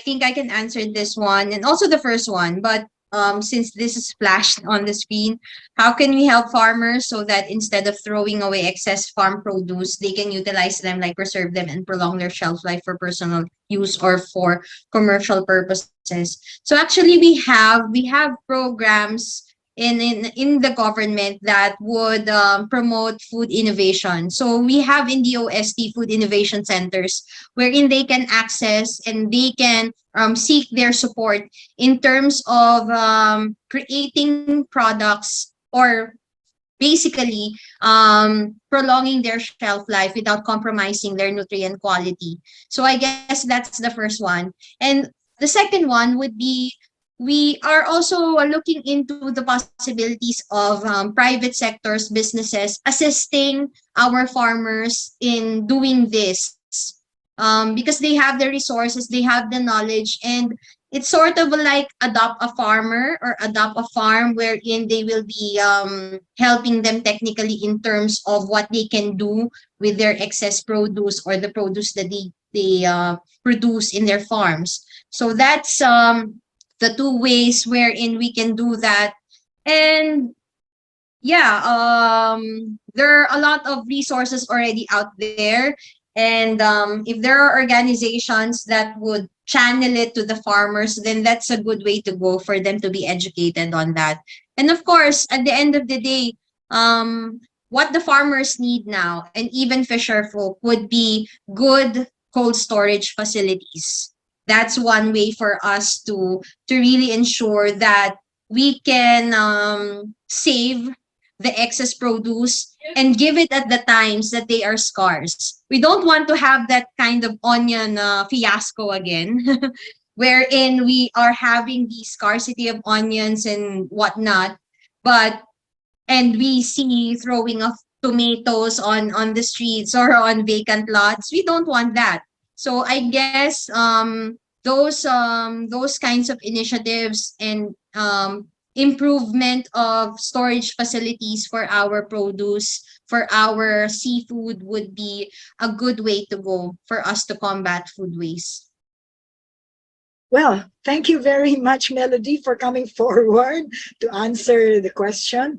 I would like to invite any of the other panelists if you want to speak, to answer any of the questions. Just please go ahead. Go ahead. Okay, thank you.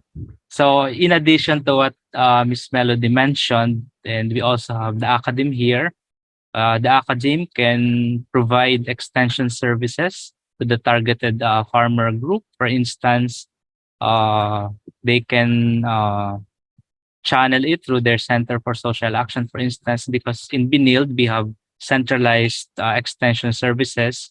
So if any of you would be needing expert to train, for example, on food processing, to translate all of the excess produce, those before it becomes spoiled, so we can help you out on that in providing technical training from our culinary group. Of course, Chef Marga is also here, and also from nutrition faculty from Binil. Thank you. Thank you, Sir Teddy. Siguro add ko rin, Marie, no, parang observation ko lang, no. Siguro the one of the main problem kasi parang all of the local farmers need to contact national agencies. Siguro kung mapapalakas lang natin yung ating functions ng barangay, no, ng local governance, baka mas mapadali kasi yung barangay para natin hindi malayo, no? mas malapit kaya lang parang sad to say, parang mas marami dun sa mga barangay parang mediation lang halos yung ginagawa. Anyway, Anyway, by the way, I want to ask the speakers if any Okay, of them go can ahead. answer Tessa's question about are plant-based meats. Ngayon, marami kasing plant-based meat eh. Meron pang kung ano-ano, parang chicken talaga, mga tocino, ganun na plant-based. If they are harmful and nutritious, or if they are nutritious. Or Mike. All right. Yes. For me, the texturized meat protein or the TPMs or the soya-based meats, these are actually safe.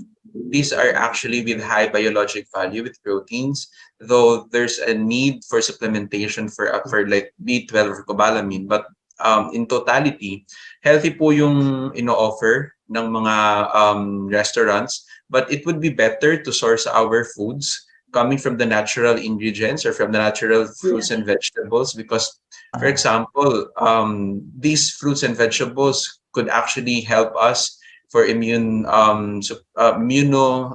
disease suppression and also for anti-infection properties. And, meat is only needed if ever meron po tayo kasing infection o kaya may healing or post-recovery po kasi. It is better for us to consume fruits and vegetables po. And Sir Teddy, maybe you can add also Miss Melody. Thank you. Yes. Thank you. In addition to that, we can make it actually sustainable as well if we outsource our plant-based ingredients from our local farmers. So our fresh produce, it's not only reducing our carbon footprint or footprint, but we are maximizing the nutrients because nutrient is lost during transportation, is lost before it reaches your own grocery bags, and then and then meron pa ring loss during cooking, and then until it reaches your plate. So the shorter the distance and the fresher your ingredient, then the more nutritious it can be, and probably the more environmentally sustainable. So let's also help our local farmer in terms of economy. Since we are all nutritionists here, Sir Mike, Sir Teddy, and myself, I would like to say that your question of whether it's healthy or not, I think it all boils down to moderation, variety, and balance. At the end of the day, whether it's plant-based or animal-based, you have to eat it moderately. In our world of nutrition, your protein needs would be around 15 to 20% only of your total diet. So you should not consume a lot, whether it's meat or whether it's plant-based proteins. And in terms of nutrition, it depends really on how we prepare or how we add in ingredients.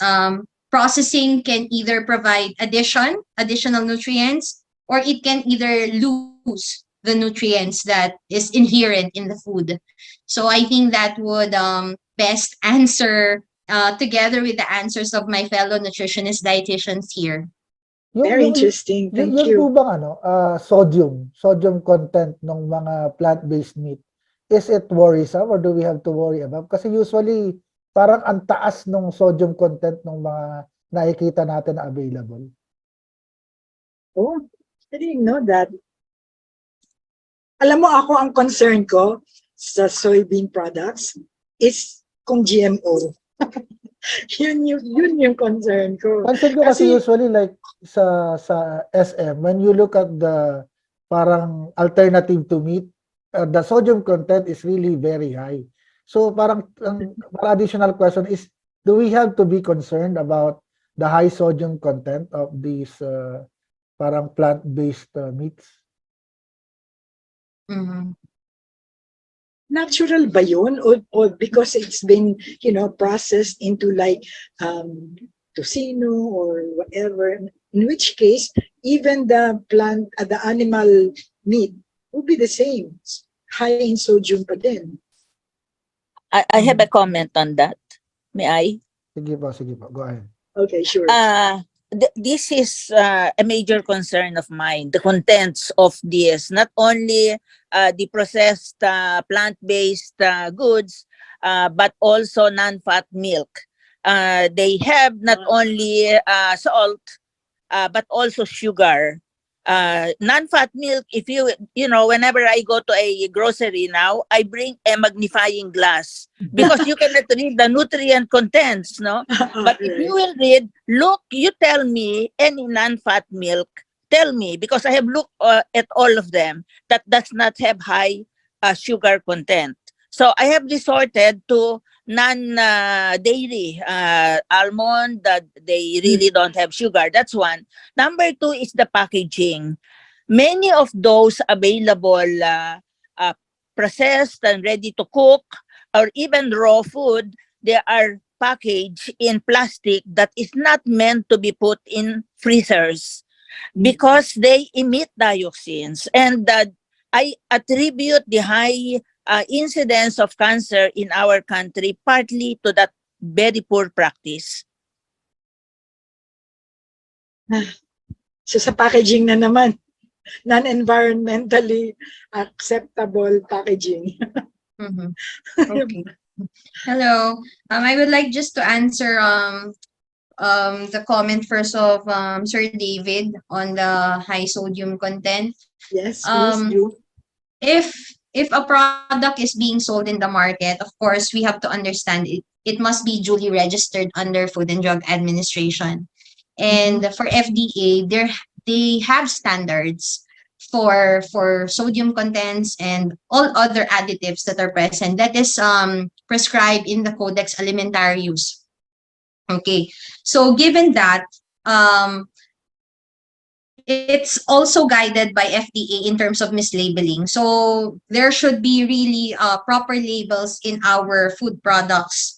And if you are a person, for example, you already have some kidney problems, mostly they are associated with sodium, you yourself should not consume those types of products because you have this condition and you have your limitations when it comes to these products that contain high sodium. And if they are sold in the market and they have the FDA registration and whatnot, then it is deemed and acceptable by our regulatory standards. Okay. I would just like to comment and add to Yes, Ms. Mel's input and also with the question. Pero with me, Sir David, even if it is registered and allowed by FDA, it does not mean it is healthy, right? Again, the FDA actually approves and also examines the safety standards of the food that is being sold in the market. Again, babalik tayo dito kasi dun sa principle natin, the moderation, variety, and balance, that we should not be consuming it too much in a sense na parang ginawa natin everyday. And also to tap on Dr. Cora inputs as well regarding the cancer and correlation of the plastic usage, that we have to be more responsible when it comes to the usage of it, especially on the packaging, because kagaya nung minsan sa karinderya, some of takeaways or takeouts natin is nasa plastic lang siya or sando bag, and then sometimes you would reheat it with the heat with the plastic with it. We have to really be aware and conscious regarding it, and more education drive regarding on this, because yun nga po yung cancer correlation plus with the stress and also the lifestyle as well. So, yun po. Thank you. Thank you. Thank Daming you. concerns, no? Pag-health talaga, grabe. Kasi when you buy a hot food, they put it in a plastic bag, di ba? Yung sinasabi mo. Another insight po pala or advice for dun po sa nagtanong, how can we tap and partner the farmers? Totoo po yung sinabi ni Miss Melody na meron na po tayong trainings and then services from the government. If ever that we would want to tap the farmers, is we have to address it from the local government and pwedeng makapag-communicate with the agency concerned, and then they will actually help us help the community or the farmers na matulungan or mabigyan ng trainings. Because, for example, with the DA, if you're going to address them a letter of intent to undergo a training for a certain group of people, they are actually giving them free trainings and also the materials and then skills required by the certain group. Thank you. Thank you. Oh, mayroon pang questions? May isa pang question dito from Mirna Vidal. Sabi niya, do we have a law penalizing people and organizations wasting, throwing food that are still edible? If none, it might also good to have such. Yun yung kanyang tanong. Mortal sin, ano? Throwing away food? Is it part of the solid waste management? No. Wasting or throwing food. Wala pang batas Ano na, lang. pero parang I think rather than more on penalize, kasi parang sanay tayo na pine-penalize yung tao. Bawal ganito, pag nagtapon ka, ganito mangyayari. So I think we should think, I don't know, it's just an idea na we should shift to how to make people do it and reward people for actually doing it, incentivize, rather than puro stick, di ba? Walang carrot. Actually, values Puro formation stick. talaga yun eh. Kagaya Puro stick tayo eh. Parang ganun. Alright. Diba values formation? I agree with the observation with you, Sir David, na masyado kasi yung laws natin are more on penalizing instead of empowering. There's And a it really doesn't work. Yes, it doesn't work. Hindi lang siya on food, violations in traffic and everything. So Solid penalize. waste management is an example. My gosh. So we have to really empower and transition to encourage people to, before we empower them, is to give them the context and to really educate and communicate what's the essence and purpose of solid waste management on a bigger scale or the bigger picture. So napaka-importante kasi yon before we give them the guidance or the guidelines instead of penalties. I see the hand of Dr. Nina. Nina? Yeah. Hi. We know, we've read about plapla. Yeah. It is food that is recycled from the waste thrown away by eateries or fast foods. Well, of course, it's pitiful that they have to resort to that. But I also read recently that the government is encouraging restaurants and big hotels to give it to the poor, no? But I thought there's a law that prohibits this because it might not be sanitary. So how do we treat that? Yes, I hello. remember. Yes, go ahead. Yes, hi, Miss Angelina, Melody Hi, here again. Melody. Yes, Melody, are yes. you pertaining to pagpag? Yes, pagpag. I'm sorry. Yes. Pagpag. Yeah, ang sarap pa naman po ng plapla, ma'am. Okay, sorry. Yes. Actually, ma'am, we are not prohibited by law to donate. Actually, we have a Food Donation Act of 2009, RA 9803, which encourages us to donate food for charitable purposes. And in Section 5 of that law, it states that if a person, an individual, a group, or an organization donated food in good faith and ensure that the food is fit for human consumption, there will be no liabilities. So one way for us to do that is to partner with communities that shall receive and shall assure that the received food is fit for human consumption. I think that's the only thing that can solve this fear of restaurants. But we are not prohibited to give. We are encouraged, in fact, to donate our food for charitable purposes, as stated in that said law. Yeah, kaya lang, Melody, I think the pagpag uses food which is, in the garbage can already. Yeah, opo, iba po yun, ma'am. Iba na meron ng kagat. So, yeah, iba po yun, ma'am. Kaya nga, iba na po iba. yun. Oh, yeah. Yes. But, yun nga po, yun sa mga restaurants natin, coming from their end, hindi po na nasa basurahan, pwede po silang mag-donate. They can partner with churches. They can partner with the municipal or city social development councils that they have, wherein they can channel this. Because Red Cross, basically because of Senator Dick Gordon, he was the author of that law, they have been doing that they are collecting food from hotels, cooked food, and they channel it right away to beneficiaries.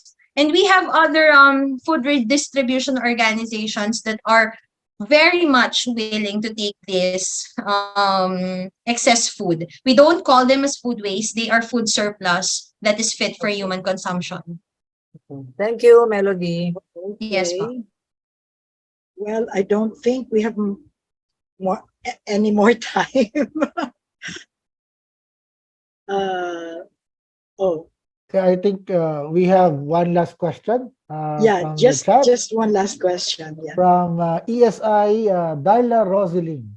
What is the role of school-based youth organization in food waste reduction, and how can we help in promoting this food waste reduction campaign program? I think that's a very good question. Paano daw ang pwede nilang gawin para makatulong na mabawasan itong food waste problem? Any inputs from our speakers and reactors? Okay. Yes, sir. Daddy, ikaw muna po. From the perspective of our school, we have our school cafeteria. We have food trash bins for segregation as well. So those that reaches the segregated food waste will be channeled to, or will be repurposed. It can be part of the compost, for example.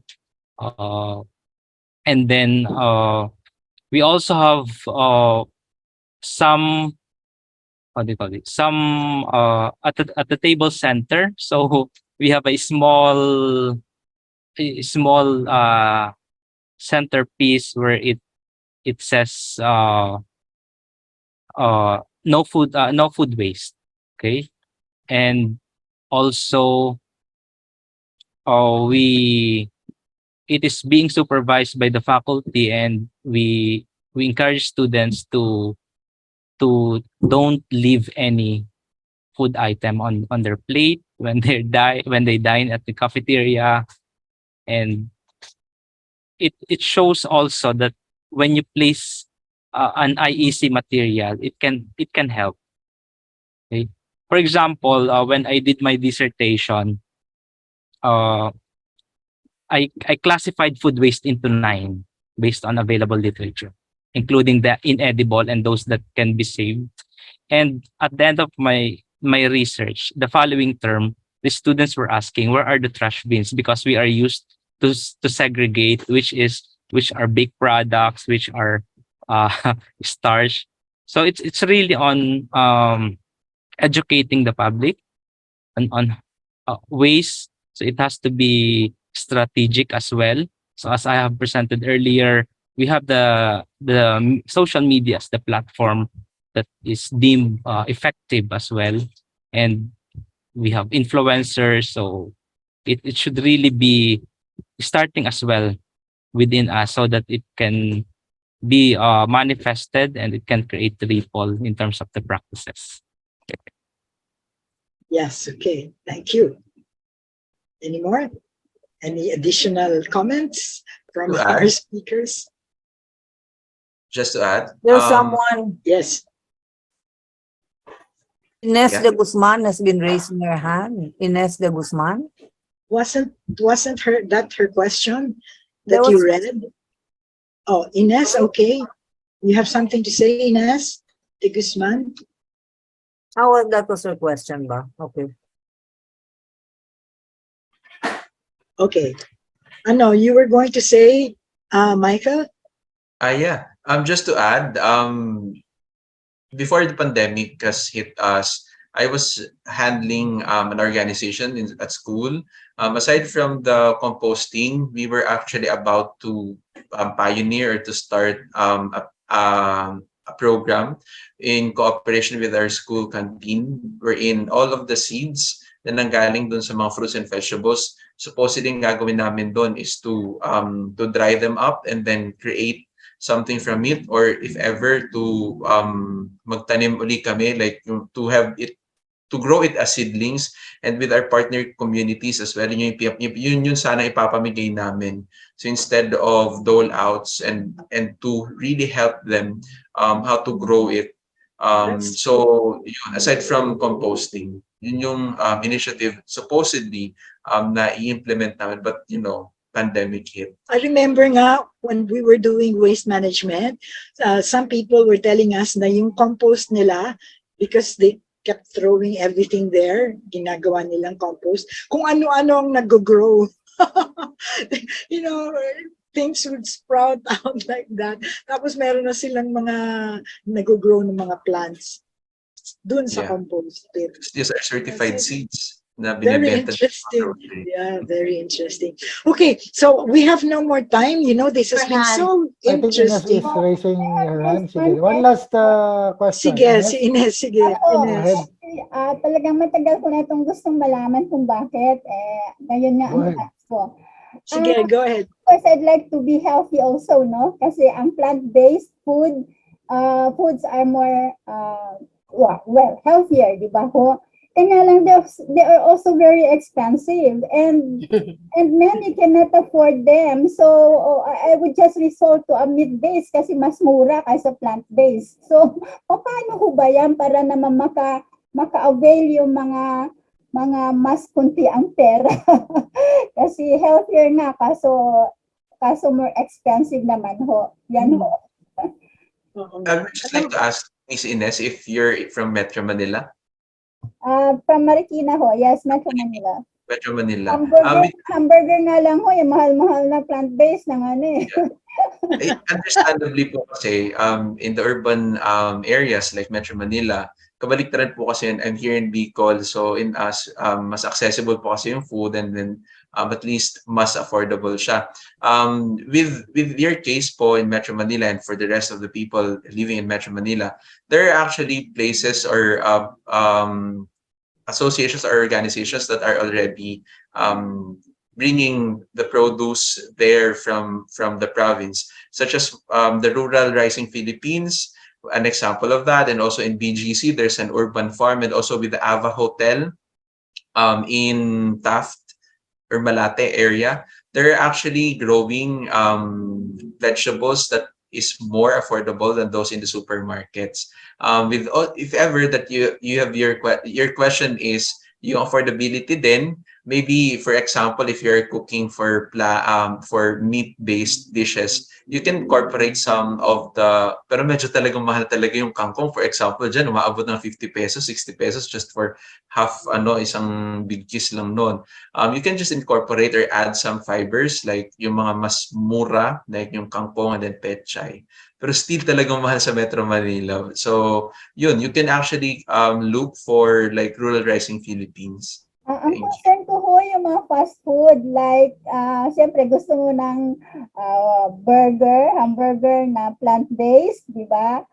Yes, meron ganon, yes. Mas expensive sila kaysa yung mga meat-based.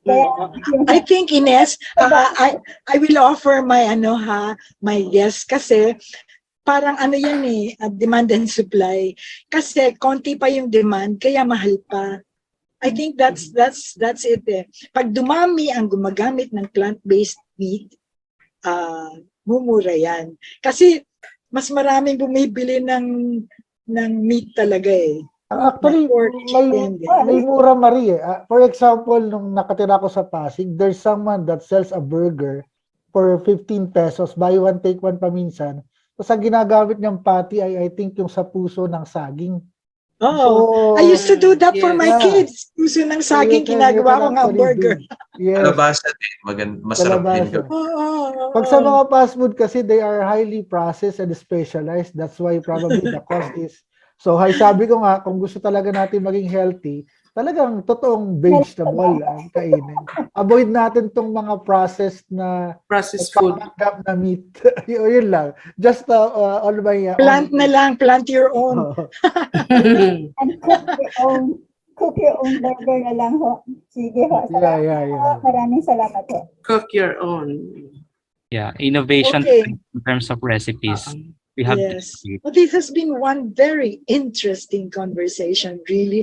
Ang dami kong takeaways, ang dami kong natutunan, at saka napaka-stimulating, very, very interesting. But that's why nag-overtime tayo.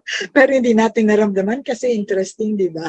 Yes. Salamat sa ano. So I'm going to have to close the open forum now and proceed to our closing segment. Yes.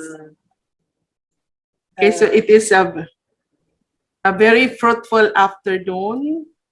Yes. And we learn a lot. No? Very, very interesting. Yes, David, I think you should. Yeah, let's introduce first the excite lang. Na-excite lang ako. Excite lang. The person who will be doing our closing segment for today, the closing remarks, please welcome a member of the Board of Trustee of Green Convergence, Sister Marcy P. Katarina DC. Sister Marcy? Hello, Sister Marcy. Hello, thank you so much. No, very interesting this afternoon. Very informative. No, I remember that we have because I am in the institution, and I saw in our kitchen are also food waste. No, especially yung mga tutong, yung mga balat ng mga vegetables. But because we have the yung mag-produce ng fertilizer, yung worms, so doon namin, no, ano. And then from that, we also use the soil, yung product na doong inano ng bulate para sa mga garden namin. So we have our own garden here.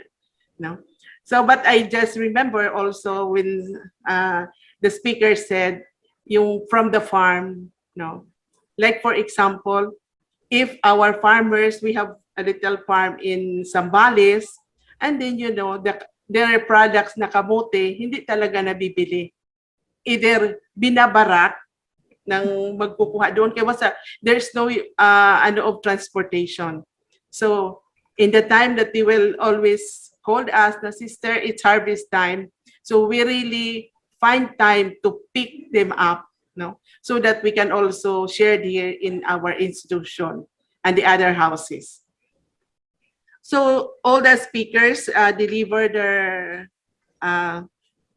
topic in a very, very, yung bagang pwede mong masundan, hindi mahirap gawin, no, in our own little way.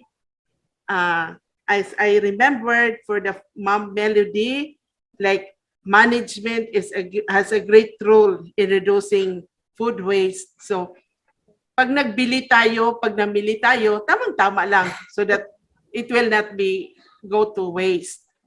And for Sir Mike, food is for people or for animals, not for landfills. No.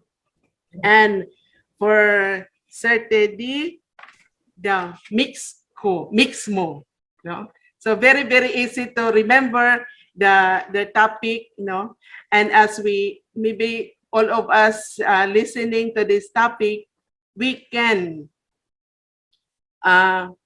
personally practice in our homes, no, so that we can also reduce the food waste. Many are still looking for food. Food is life. So if we will waste it, then we also waste life. Thank you so much for the three of you. Thank you, sister. Okay, David, it's time for you to say your last parting shots. First and foremost, thanks to everyone, to our speakers, to our panel of reactors, and to all those who attended. But announcement first, for those who want to attend the SONA, the upcoming State of Nature Assessment of Green Convergence, I have posted the link for the pre-registration of the SONA on the chat box. So we are inviting everyone to attend either online or face-to-face at Jensen. So there's happening at the end of the month.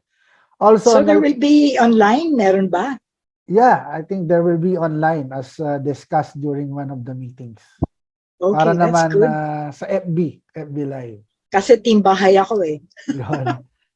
Sayang, mga kasama. Oh, nga, that's the first, oh no, the second sauna that I will not be able to attend. Pwede nyo From the kunan tong very beginning. picture and then scan yung Oh. ating QR code.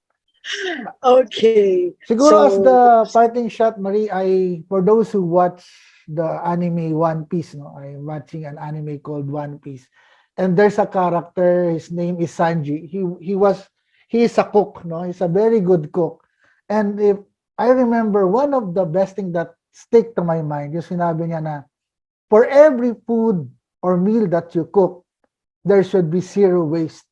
Even the smallest part of an ingredient should be made a food that is edible. Because if you really are a chef and you love to cook, everything is very important to you. So I think that is something that should be practiced at home and even by food establishment and by chef. Kaya minsan sabi ko sa mga anime na ganyan, we also can pick very important things. So I think dapat isabuhay yon kasi ang pagkain, food is very important and it should never go to waste. So yan lang. Maraming salamat. yes, thank you. Ako, I would like to thank everyone. Alam mo, ang gagaling na ating mga speakers, si Michael, si Melody, tsaka si Teddy. Teddy, yes, Dr. Teddy. Also, our reactors, Chef Marga and Lori. Thank you very, very much.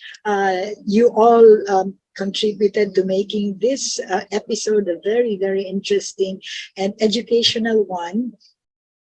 Ako, ang dami kong takeaways. Alam mo, parang guilty ako dun sa overconsumption sa buffet. Talagang pag buffet ang takaw-takaw ko. Kasi you get all your favorite food. But anyway, but I eat it. I don't waste. I don't leave food on my plate, no? Pero still, overconsumption pa rin. Pag busog na, tama na, di ba? Tapos, ano pa? Buy local, buy seasonal. That's important, no? Ang dami. So, I hope to see you again next Kamayan, third Friday of September is September 15th. So mark it on your calendars, September 15th, para we get together again and learn some more on how we can leave the earth better than we found it. Sana that's what all of us can do. Thank you very much for being here. Thank you for participating. Good afternoon, everyone. Keep safe. Thank you. Thank you so Thank you. much. Thank you, everyone. God bless.